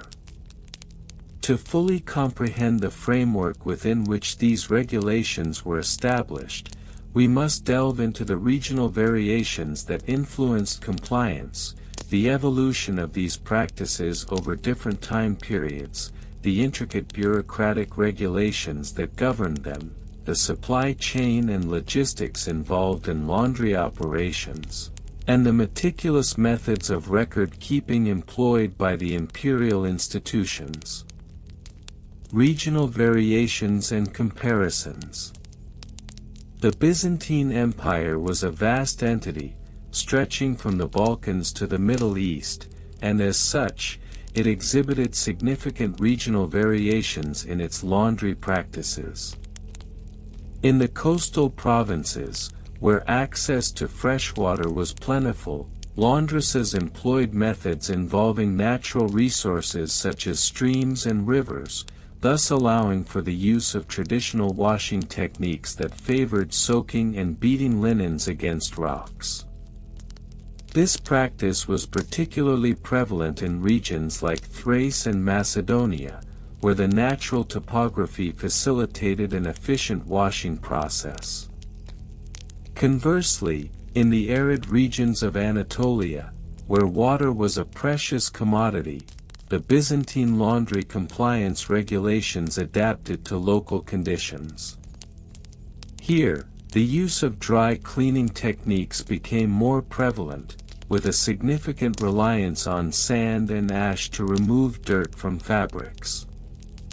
Notably, the application of olive oil as a cleaning agent was documented in various imperial edicts, highlighting the innovative approaches taken by local laundresses to adhere to the empire's standards despite environmental constraints. Comparative studies of the towel folding regulations reveal that while the overarching imperial standards were consistent, local customs often influenced the implementation. For instance, in the culturally rich city of Constantinople, the folding of towels was an art form, characterized by intricate pleats and layered arrangements that reflected the city's opulence.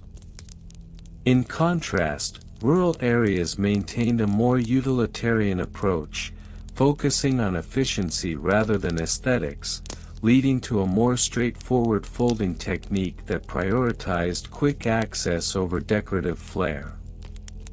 Evolution over different time periods.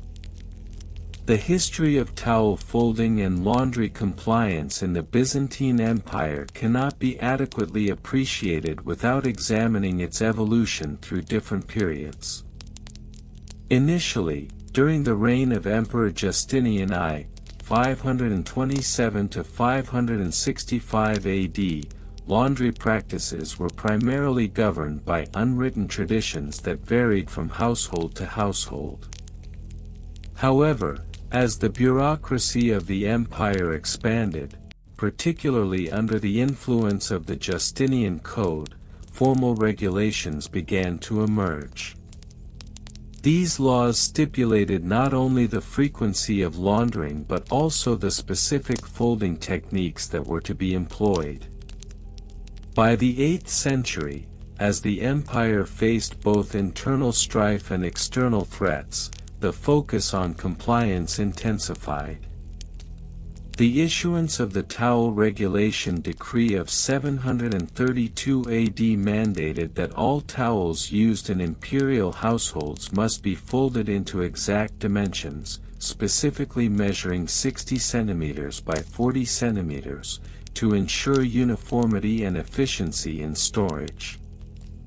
This decree reflected a shift toward standardization, mirroring broader trends in Byzantine governance that sought to impose order amidst chaos. As we progress into the late Byzantine period, particularly during the Palaiologos dynasty, 1261 to 1453, compliance with laundry regulations took on a more ceremonial aspect. The court of the Byzantine emperors established a committee solely dedicated to overseeing laundry practices, which included a designated laundry czar whose responsibilities extended to the meticulous inspection of linen and towels. This period witnessed the introduction of elaborate folding techniques that not only served practical purposes but also conveyed social status and imperial dignity. The result was a complex interplay between functionality and artistry, where the act of folding a towel became imbued with cultural significance. Bureaucratic regulations and laws. The Byzantine Empire was characterized by a complex bureaucratic structure that extended its influence into every aspect of daily life, including the drudgery of laundry. The establishment of the Imperial Laundry Bureau in the 9th century marked a significant administrative development, as it centralized authority over all laundering activities related to imperial households. The Bureau was responsible for issuing regulations concerning the proper laundering methods, the frequency of wash cycles, and the standards for towel folding. One of the most crucial documents produced by this bureau was the Laundry Codex, a comprehensive manual that outlined the specific regulatory framework governing the laundering process. This codex included detailed instructions on the types of fabrics permitted, the appropriate temperatures for washing, and the approved cleaning agents, which often included a mixture of lye and natural dyes to preserve the integrity of colored linens. Furthermore, the codex provided rigorous standards for the folding of towels, stipulating that each towel must be folded in a trifold manner, with each end tucked neatly to prevent fraying. An interesting facet of the bureaucratic regulations was the establishment of penalties for non-compliance. Laundresses who failed to adhere to the prescribed standards faced fines, and in more severe cases, could be subjected to public reprimands. This strict enforcement of regulations underscores the empire's commitment to maintaining order and discipline within its domestic operations. Supply chain and logistics. The supply chain and logistics of the Byzantine laundry system were remarkably sophisticated, reflecting the empire's advanced infrastructure. The sourcing of linen, a critical component of laundry operations, involved a network of rural producers who cultivated flax and processed it into fabric. The imperial demand for high-quality linens necessitated tight control over the supply chain, with regulations governing the quality and type of linen that could be used in imperial households. Transportation logistics played a vital role in the effectiveness of this supply chain. The empire's vast network of roads and waterways facilitated the movement of laundry supplies from rural areas to urban centers. Notably, the use of pack animals and riverboats was common, with dedicated routes established to ensure timely delivery of linens and cleaning agents. The strategic placement of laundries close to major water sources further optimized operations, enabling a swift turnaround from washing to folding. Moreover, the introduction of seasonal laundering schedules was a significant logistical innovation. The empire divided the year into distinct laundry seasons, with spring and autumn designated as peak times for washing and folding operations. This seasonal approach allowed for the efficient management of resources, as laundresses could capitalize on favorable weather conditions to expedite the drying process. Record-keeping methods.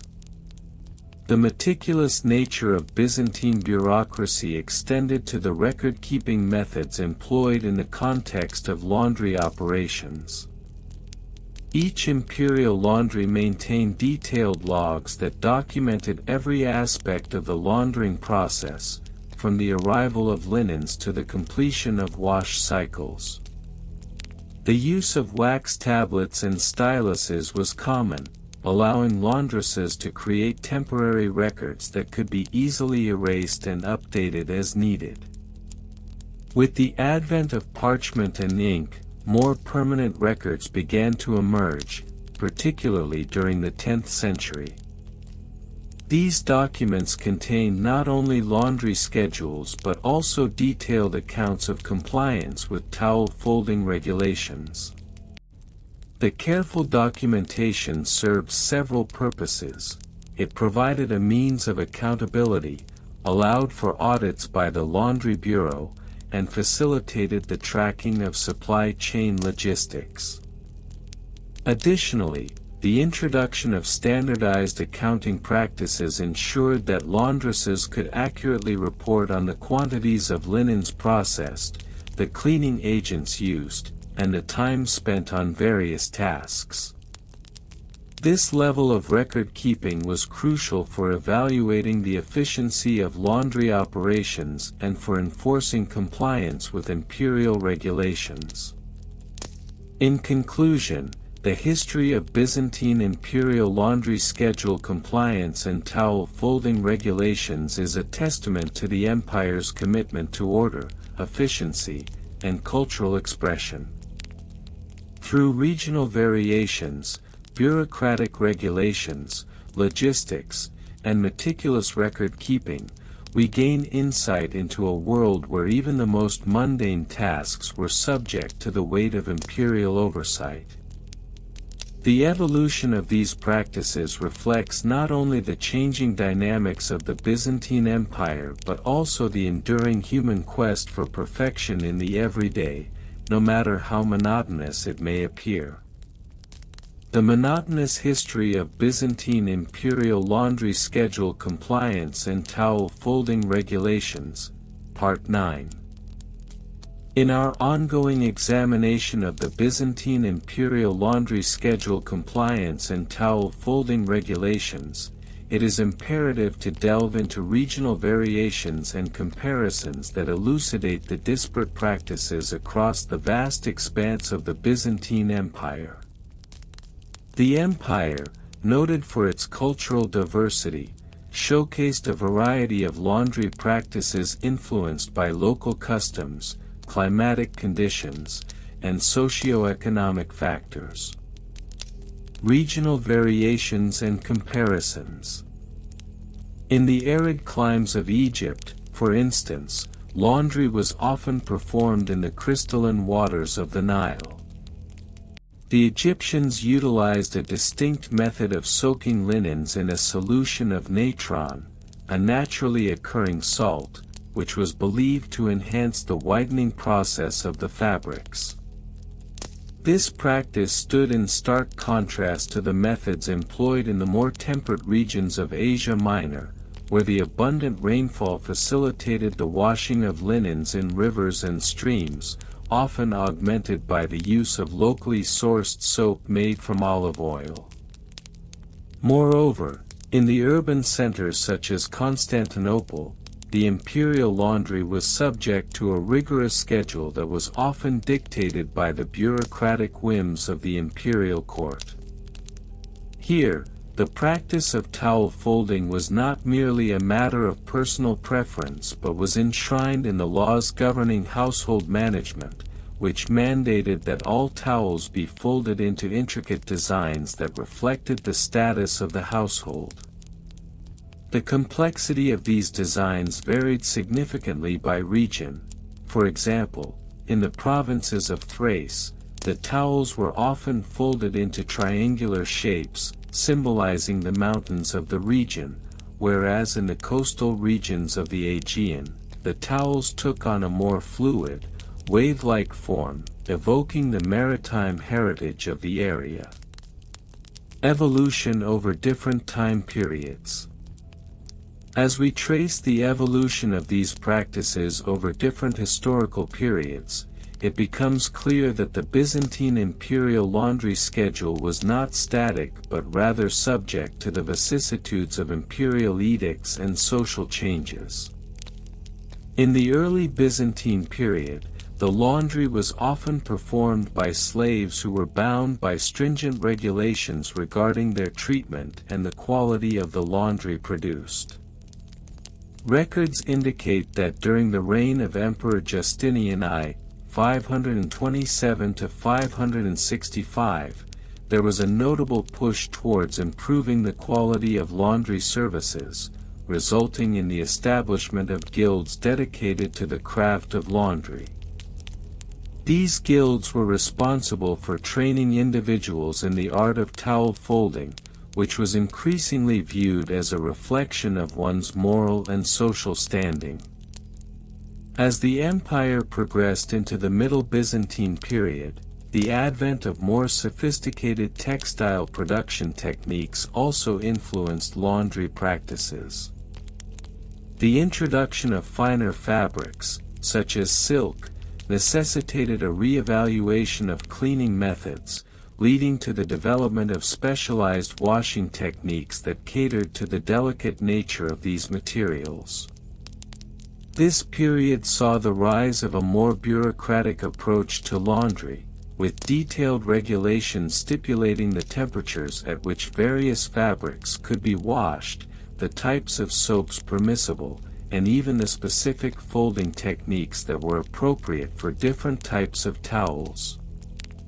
Bureaucratic regulations and laws. The Byzantine bureaucracy, renowned for its complexity, bestowed upon the laundry practices a plethora of regulations that govern not only the washing and folding of towels but also the broader aspects of household management. The Book of Ceremonies, compiled in the 10th century, serves as a critical resource for understanding these regulations.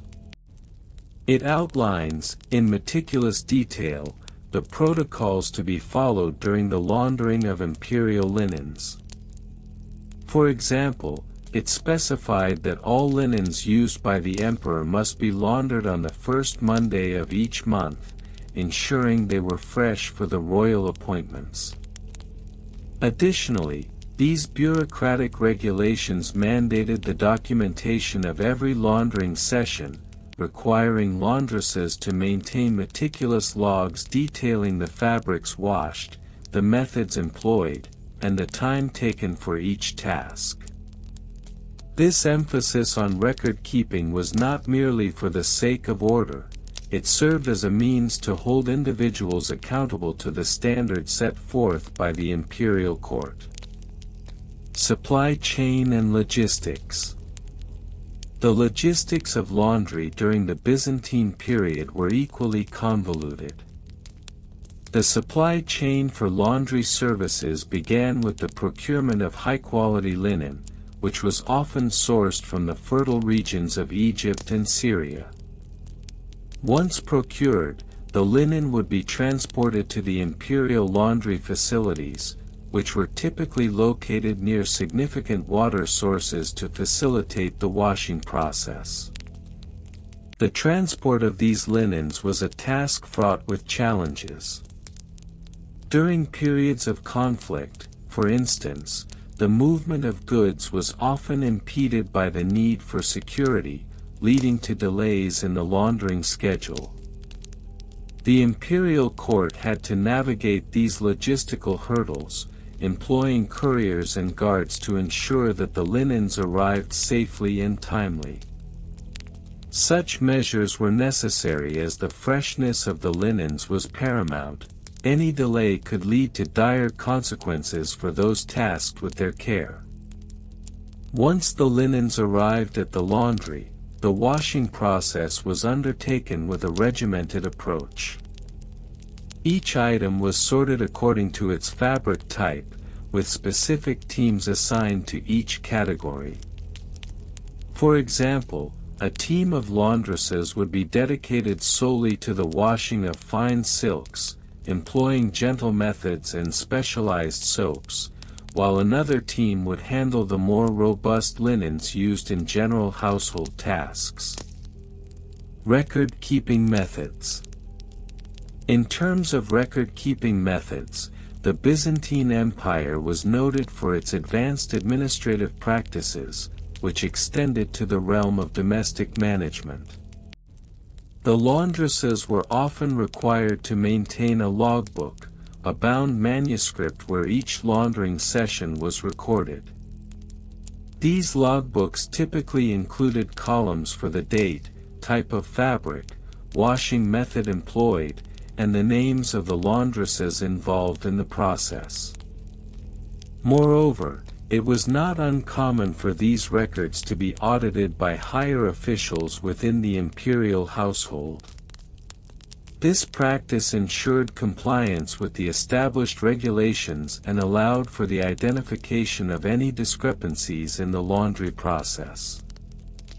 The importance of these records cannot be overstated. They served not only as a means of accountability but also as a historical archive that has provided modern scholars with invaluable insights into the daily life of the Byzantine Empire.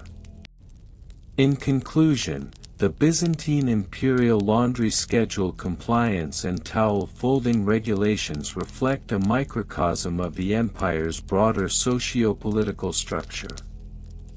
Through the lens of regional variations, evolution over time, bureaucratic regulations, supply chain logistics, and meticulous record-keeping, we gain a deeper understanding of how even the most mundane aspects of daily life were interwoven with the fabric of imperial governance. As we continue our exploration in the next part, we shall delve into the cultural implications of these practices and their significance in the context of Byzantine society. The monotonous history of Byzantine imperial laundry schedule compliance and towel folding regulations. Part 10: Regional Variations and Comparisons. The Byzantine Empire, sprawling across diverse regions from the Adriatic Sea to the Black Sea, exhibited significant regional variations in its laundry practices and towel folding regulations. These variations were influenced by local customs, climatic conditions, and the socio-economic status of different provinces. For instance, in the coastal regions of Asia Minor, where humidity levels were notably higher, laundry schedules were often adjusted to accommodate the quicker drying times afforded by the maritime breeze. Conversely, in the arid climates of the Levant, the drying process necessitated longer intervals in the sun, leading to a more leisurely approach to the washing and folding of linens.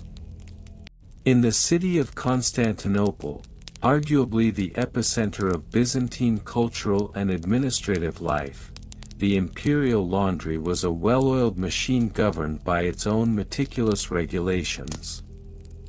This facility employed a cadre of skilled laundresses known as placathetes, who were required to adhere to strict time frames for washing, rinsing, and drying linens. These schedules were often chronicled in the annals of the imperial bureaucracy, where a meticulous record of compliance was maintained. In stark contrast, the regional laundries of provinces such as Thrace or Macedonia were often less formalized, relying instead on local traditions that varied from village to village. Here, the influence of communal practices became evident as families often gathered to wash and fold linens collectively, leading to a more relaxed interpretation of the imperial edicts. Comparative studies of towel folding techniques reveal further distinctions. In Constantinople, the preferred method involved a precise trifold technique that ensured uniformity and ease of storage.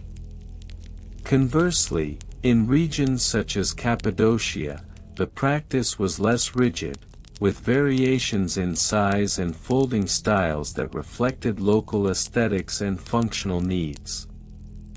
The meticulous adherence to imperial regulations in the capital starkly contrasted with the more laissez-faire approach observed in rural areas, where the folding of towels was often accompanied by communal storytelling and socializing, thus transforming a mundane task into a communal event. Part 11: Evolution over different time periods. The Byzantine imperial laundry schedule and towel folding regulations did not remain static, rather, they evolved over the centuries, reflecting broader societal changes and technological advancements. During the early Byzantine period, which extended roughly from the establishment of the Eastern Roman Empire in the 4th century until the 7th century, laundry practices were rudimentary. The fabrics predominantly used were wool and linen, which required significant labor to clean, often involving labor-intensive washing techniques that included beating linens against rocks in local rivers. However, by the 9th century, with the advent of more sophisticated textile manufacturing processes and the introduction of imported fabrics such as silk, there arose a need for more refined laundry techniques. The imperial laundry facilities began to adopt innovations such as the use of scented oils and herbal infusions in the washing process, enhancing the sensory experience of freshly laundered linens. This period also saw the introduction of regulations concerning the use of specific soaps made from olive oil, which were deemed necessary to maintain the quality of delicate silks and embroidered textiles.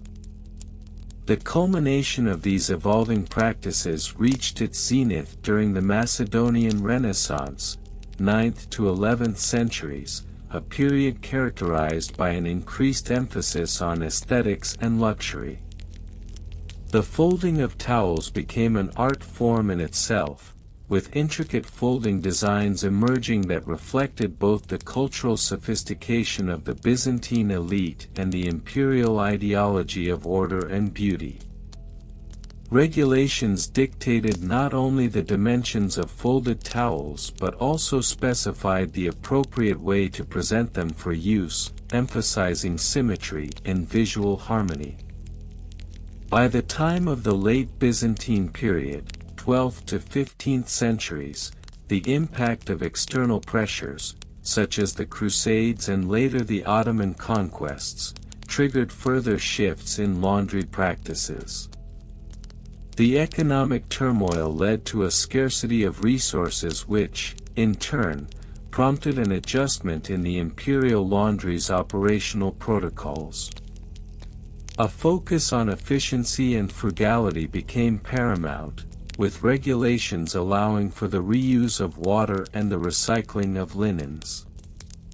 This marked a noticeable departure from the earlier luxurious practices that had characterized the empire's more prosperous periods. Part 12: Bureaucratic Regulations and Laws. The bureaucratic apparatus governing the Byzantine imperial laundry was extensive and reflected the empire's complex administrative structure. The Logothetes tou Dromou, an office responsible for overseeing imperial logistics, played a pivotal role in establishing and enforcing regulations related to laundry practices. Detailed edicts were issued, outlining the frequency of laundering, stipulating the type of detergents to be used, and even detailing the appropriate drying conditions to prevent the onset of mildew and odor. In addition to the logistical oversight, a series of laws known as the protocollon were established to regulate the conduct of laundresses. These laws mandated the number of hours a laundress could work, ensuring that they were not overexploited. Compliance was monitored through regular inspections conducted by imperial officials, who would assess not just the cleanliness of the linens but also the adherence to folding regulations. Fines were instituted for non-compliance, and repeat offenders risked being relegated to lesser administrative roles or, in extreme cases, public reprimand. Moreover, the bureaucratic nature of laundry regulations extended to the documentation of processes. Each laundry session was recorded meticulously in a Chronicle of Cleanliness, which detailed the types and quantities of linens laundered, the duration of washing and drying, and any incidents of non-compliance. These records served both as a historical account and as a basis for future administrative decisions regarding resource allocation and staffing. Part 13: Supply Chain and Logistics.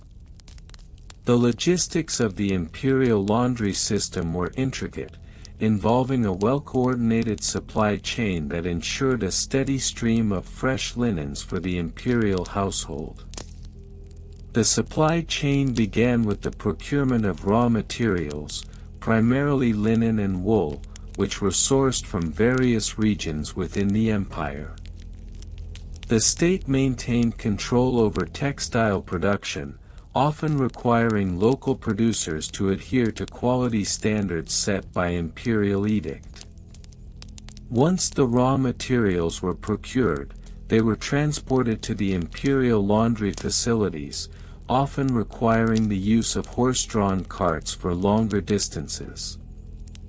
The transportation process was itself regulated, with specific routes designated for the movement of laundry materials to mitigate delays and ensure efficiency. Upon arrival at the laundry, the linens would undergo an extensive sorting process, categorized by type, color, and intended use. This organization was critical to maintain compliance with the imperial aesthetic standards. The washing process was a multi-step affair that involved soaking, scrubbing, rinsing, and drying. Each step was crucial not only for cleaning but also for preserving the integrity of the fabrics. The logistics of this process were further complicated by seasonal variations. For instance, during the wet season, the drying of linens required careful scheduling to maximize natural drying conditions.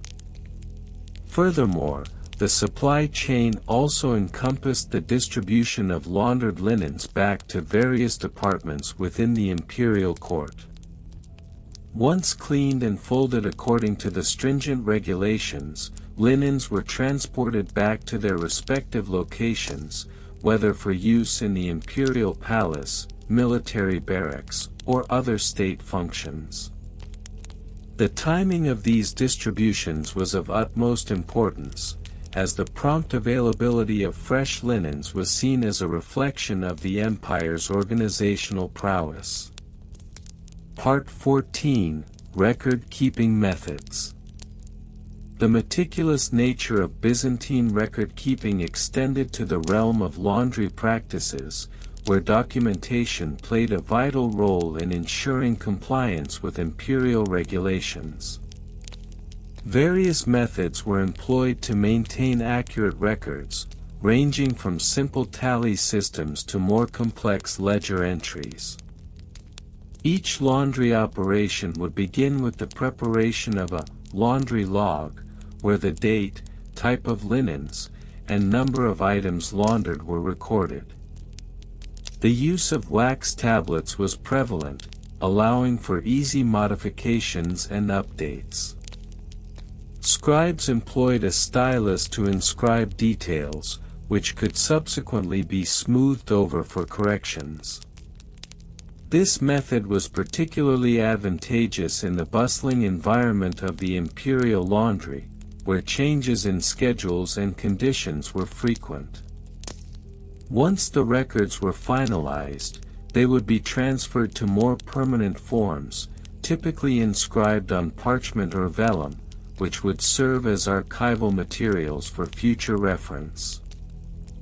Furthermore, the role of the imperial archivist, known as the cartophylax, was crucial in overseeing these records.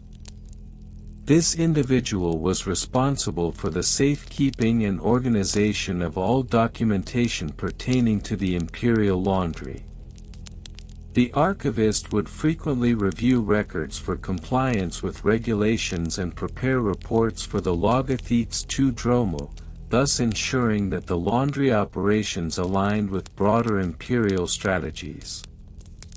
As the empire progressed, the bureaucratic complexity surrounding laundry practices necessitated the development of more sophisticated record-keeping systems. By the late Byzantine period, the introduction of accounting methods akin to double-entry bookkeeping began to influence how laundry records were maintained.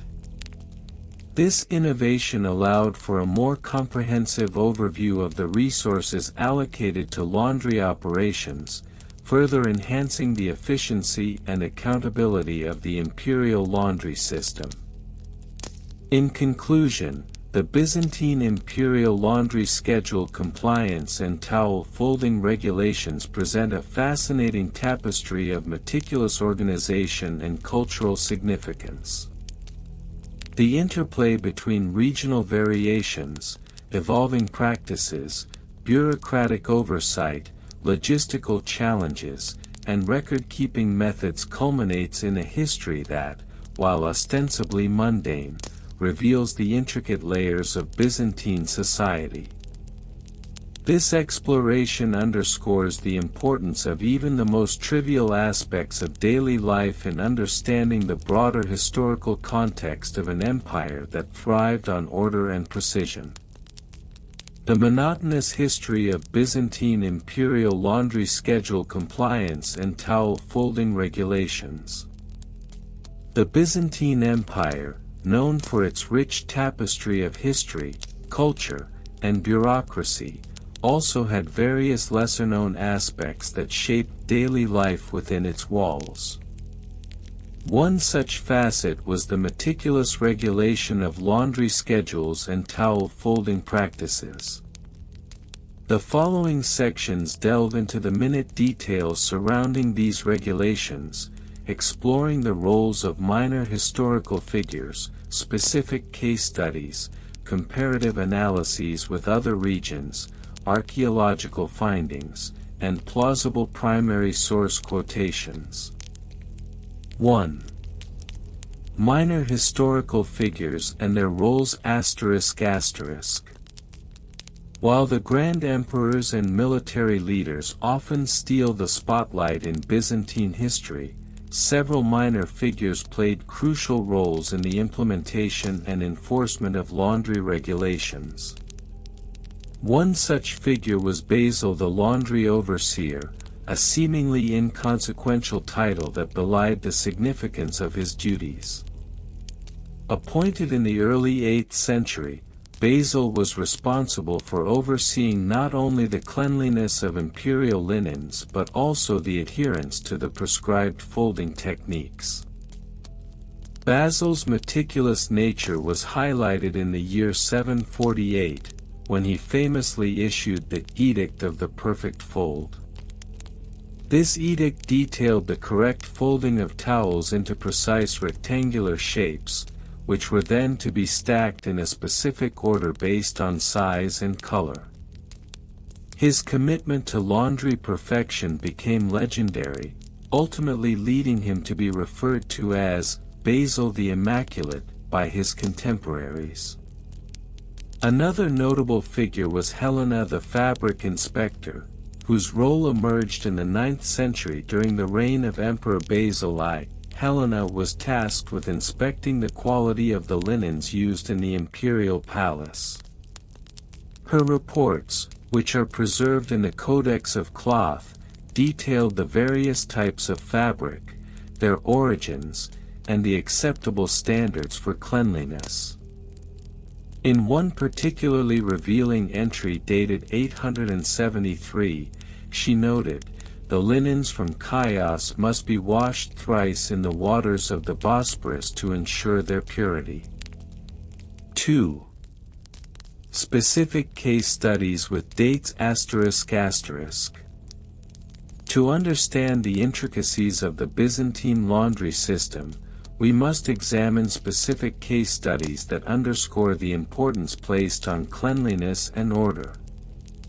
Case Study I, The Great Towel Scandal of 908. In the year 908, a scandal erupted within the imperial palace concerning the improper folding of towels. The incident began when a servant, untrained in the precise methods laid out by Basil the laundry overseer, presented an incorrectly folded towel to Empress Zoe. This towel, rather than being folded into the mandated rectangular shape, resembled a crude triangle. The Empress, known for her strict adherence to protocol, was incensed, leading to a full investigation. The ensuing inquiry revealed that the servant had been influenced by a rival household's less stringent folding practices. The case resulted in the establishment of the Byzantine Towel Folding Academy to train servants in proper techniques.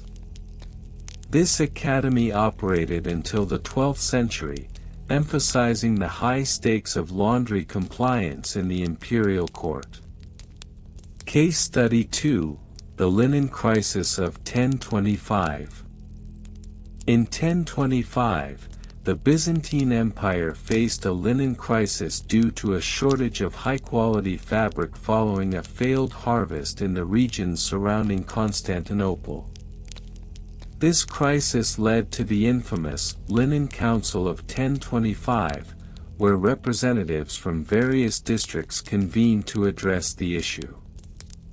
The council concluded that in times of fabric scarcity, the imperial laundry must prioritize the washing and maintenance of ceremonial linens over everyday items.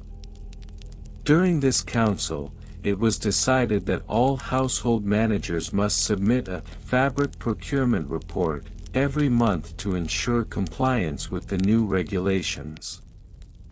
The minutes from this council, preserved in the annals of Byzantine laundry, state, in times of dearth, let the ceremonial linen be as white as the driven snow, for it is the face of the empire.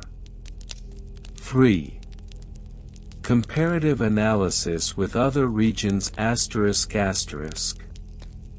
When comparing the Byzantine laundry regulations with those of contemporary regions, it becomes evident that the Byzantine Empire was somewhat unique in its rigorous approach.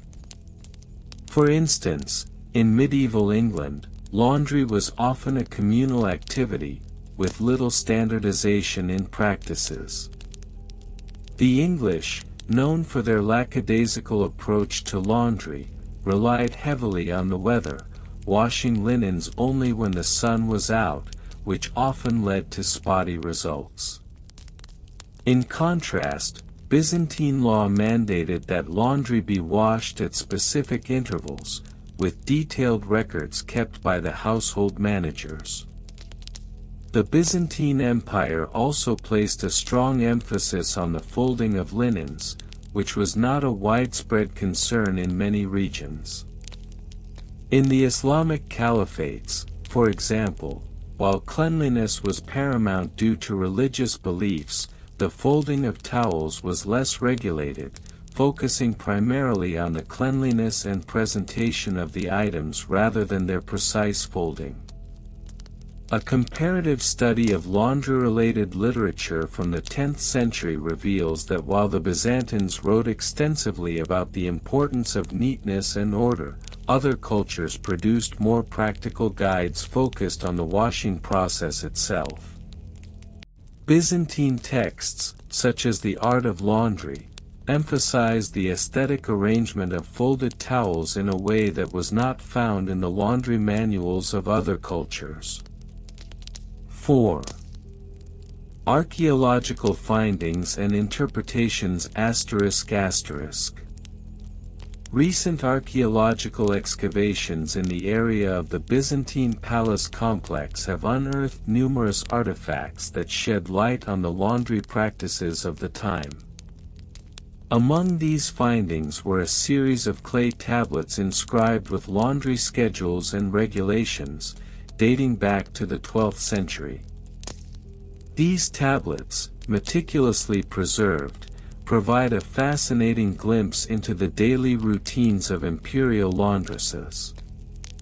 One such tablet, known as the Laundry Schedule of 1142, outlines the washing cycle for various types of linens. It specifies that white linens must be washed on Wednesdays, while colored linens are to be handled on Fridays, lest the colors bleed. This schedule not only highlights the importance of timing in laundry practices but also emphasizes the potential for disaster should the rules be neglected. Further archaeological evidence includes remnants of specialized laundry equipment, such as a unique basin designed for soaking linens. This basin, discovered in a small service area of the palace, features inscriptions that suggest it was used exclusively for ceremonial linens. The inscription reads, "For the cleansing of the emperor's garments, this basin shall be filled thrice with pure water." 5. Primary source quotations, invented but plausible, ****. To further enhance our understanding of Byzantine laundry regulations, we can turn to some plausible yet fictitious primary source quotations that reflect the attitudes and regulations of the time. From the Chronicles of the Imperial Laundress, we find the following reflection by a laundress named Theodora, who writes in 986, "In the great halls of the palace, the air is thick with the scent of lavender and the whispers of the linens, each fold a testament to the order of our empire." Another quotation attributed to Basil the laundry overseer states in his treatise, On the Art of Towel Folding, "A towel not folded with care is a reflection of a disordered mind, thus, let every servant practice the art of the perfect fold." Lastly, the Empress Zoe is recorded as having remarked during a particularly tense moment in the Great Towel Scandal, "If we cannot maintain the purity of our linens, how then shall we maintain the purity of our empire?" Conclusion. In conclusion, the Byzantine Empire's approach to laundry schedule compliance and towel folding regulations is a testament to the intricate bureaucracy and cultural values of the period. The roles of minor historical figures, specific case studies, comparative analyses with other regions, archaeological findings, and imagined primary source quotations all contribute to a comprehensive understanding of this seemingly mundane yet remarkably detailed aspect of Byzantine life. Such regulations, while monotonous, played an essential role in the maintenance of order and cleanliness within the imperial court, reflecting the broader societal values of the time. As we close this exhaustive discourse, it becomes evident that the history of Byzantine laundry is a tapestry of diligence, precision, and the ever-present quest for order, ensuring that even the simplest of tasks bore the weight of imperial significance. The monotonous history of Byzantine imperial laundry schedule compliance and towel folding regulations is a fascinating niche within the broader context of Byzantine administrative practices, yet it possesses a unique charm that is often overlooked by historians. The seemingly trivial nature of laundry schedules and towel folding regulations belies the intricate social and bureaucratic structures that governed everyday life in the Byzantine Empire.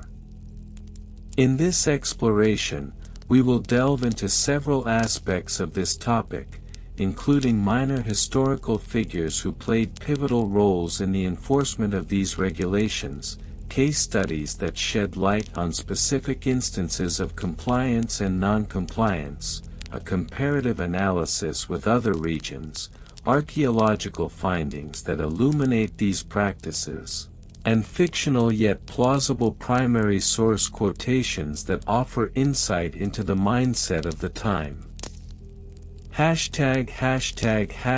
#minor historical figures and their roles.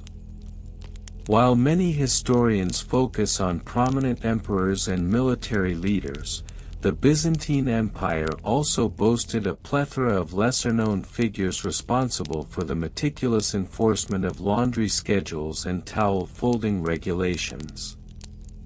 One such figure was Basil the Laundry Master, a title that, while seemingly trivial, held considerable weight within the imperial court. Appointed in the late 10th century, Basil was tasked with overseeing the laundry operations of the imperial palace. His meticulous nature made him a figure of both admiration and ridicule among his peers. Basil was known to carry a scroll detailing the precise folding techniques required for imperial towels, which he would reference at all hours, much to the annoyance of his subordinates. Another notable yet minor figure was Eudocia the towel inspector, who served under Emperor Alexios I in the 12th century. Eudocia was responsible for ensuring that all towels used within the palace followed the strict regulations set forth by the imperial decree of 1114.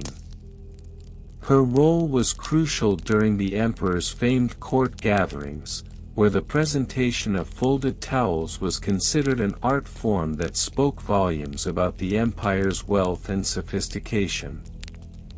Eudocia's infamous inspections often led to dramatic confrontations with palace staff, as she would publicly denounce any subpar folding techniques. It is said that her sharp tongue could reduce even the most seasoned laundry workers to tears. ### specific case studies with dates.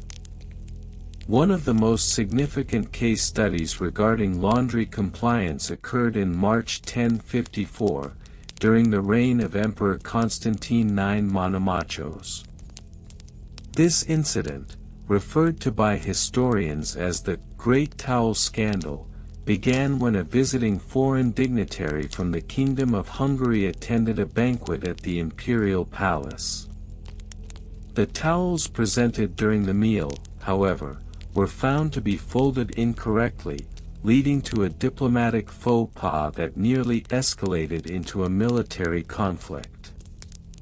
The towels, intended to be folded in a trifold manner with precise diagonal creases, a standard set forth in the Imperial Laundry Regulations of 1021, were instead folded in a simple rectangular format. The error was attributed to a junior laundress who was new to the court, and her subsequent punishment involved a rather humiliating public reprimand. This event not only highlighted the importance placed on laundry compliance but also demonstrated how such seemingly minor issues could have far-reaching implications for Byzantine foreign relations. Another case study worth noting took place in December 1125, when Eudocia the towel inspector conducted a surprise inspection of the laundry facilities. Her findings revealed that nearly half of the towels produced were not compliant with the imperial standards.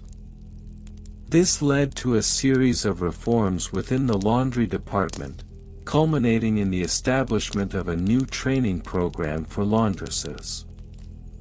The training program emphasized the proper techniques for towel folding, which included a mandatory workshop on the art of the diagonal fold, complete with hands-on demonstrations and a rigorous testing process. ### comparative analysis with other regions. When comparing Byzantine laundry schedule compliance and towel folding regulations with those of other regions, it becomes evident that the Byzantine Empire had a uniquely structured approach. In contrast, the Franks utilized a more laissez-faire attitude towards laundry duties. During the Carolingian Empire, for instance, there was a distinct lack of formal regulations surrounding towel folding. This can be attributed to a more utilitarian view of textiles, where functionality outweighed aesthetic considerations. Franks were known to openly display their towels without much concern for folding techniques, which often resulted in a disheveled appearance during formal events. In the Islamic caliphates, however, there was a similarly rigorous approach to laundry and textile management, albeit with different cultural aesthetics. Islamic regulations often emphasized the purity of fabrics and the conditions under which they were cleaned.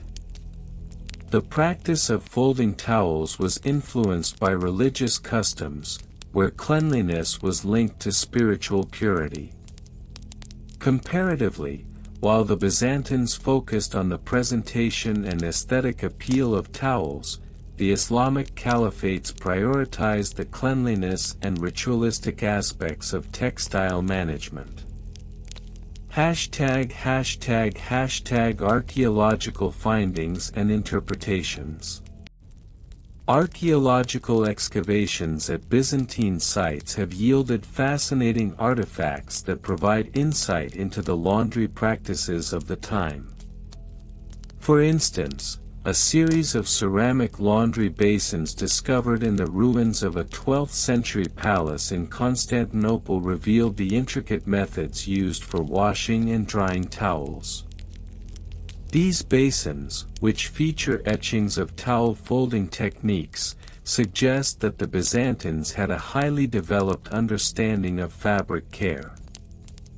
Additionally, remnants of textile remnants found in another site near the Hagia Sophia indicate that specific dyes were used to differentiate between towels meant for public and private use. This distinction was vital in maintaining the decorum expected in the imperial court. The analysis of these textiles has led experts to propose that towel color and folding style were intrinsically linked to one's social standing within the court. For example, towels used during imperial banquets were often dyed in vibrant hues of crimson and gold, reflecting the wealth of the empire. Primary source quotations, invented but plausible. To further elucidate the mindset of the time, we turn to fictional primary sources that, while not historically accurate, could plausibly reflect the attitudes of Byzantine officials regarding laundry and towel regulations. In a letter dated April 14, 1132, Eudocia the towel inspector wrote to her superior, stating, "It has come to my attention that the towels presented at yesterday's banquet were folded without regard to the imperial standard set forth by our forebears. Such negligence not only tarnishes the image of our esteemed emperor but also threatens the very fabric of our society. I implore you to consider the ramifications of such actions on our foreign relations." Similarly, a fictional account from Basil the laundry master, dated July 8, 1003, captures his dedication to his role. "As I diligently fold the imperial towels, my heart swells with pride at the thought of our empire's grandeur reflected in each precise crease. Let it be known that a well-folded towel speaks volumes of our commitment to excellence. May the heavens bless those who adhere to these sacred regulations."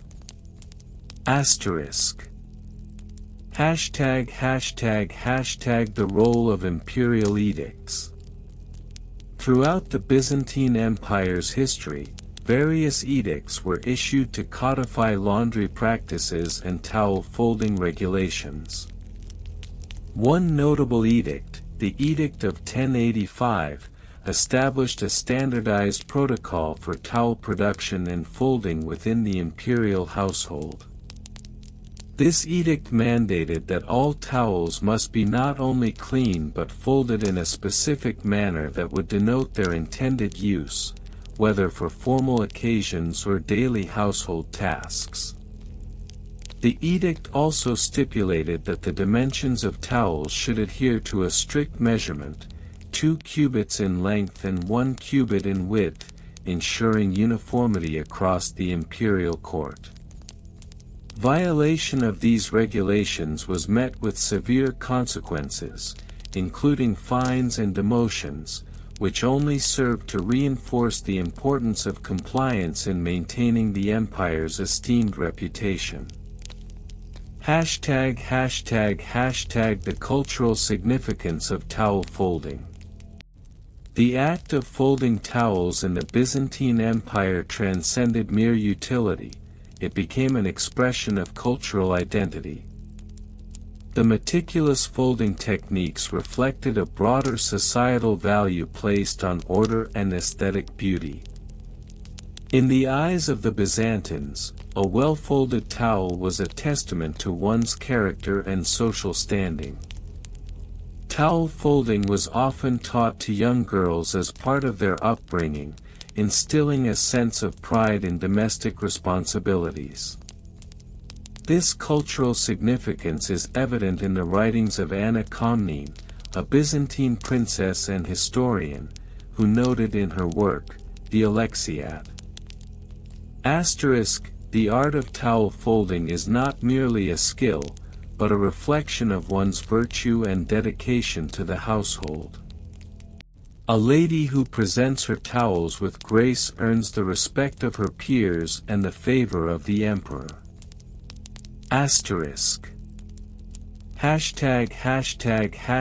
Conclusion. In conclusion, the Byzantine imperial laundry schedule compliance and towel folding regulations, while seemingly mundane, reveal a complex tapestry of social, cultural, and bureaucratic practices that defined the empire. Through the exploration of minor historical figures, specific case studies, comparative analyses, archaeological findings, and fictional primary sources, we can appreciate the depth of this topic. The meticulous attention to laundry schedules and towel folding serves as a fascinating entry point into the larger narrative of Byzantine history, one that underscores the importance of seemingly trivial matters in shaping the identity of an empire. Thus, as we reflect on the monotonous history of Byzantine imperial laundry schedule compliance and towel folding regulations, we recognize that even the most mundane aspects of life can offer profound insights into the human condition and the intricate web of societal norms that bind us. And so, dear listeners, we come to the end of our tranquil exploration into the monotonous history of Byzantine imperial laundry schedule compliance and towel folding regulations. As we drifted through the ages, we uncovered the delicate threads that wove together not only the fabric of daily life in the Byzantine Empire but also the meticulous attention given to every detail, even in the simplest acts of washing and folding. We began with the origins of the imperial laundry, where the rhythm of life was punctuated by the ebb and flow of water and the soft rustle of freshly laundered linens. From there, we journeyed through the intricacies of compliance, learning how each emperor and empress maintained their dignity and the grandeur of their court through the adherence to these seemingly mundane regulations. The art of towel folding, once a task of necessity, transformed into a symbol of order and elegance, reflecting the essence of an empire that thrived on both beauty and discipline. As we gently navigated through the historical waters, we observed the quiet yet profound impact of these practices on the lives of those who served in the imperial household.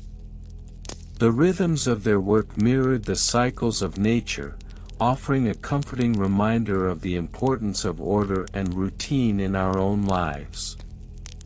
In a world that often feels chaotic, the lessons learned from this meticulous history can inspire us to find peace in our daily tasks, no matter how small or repetitive they may seem.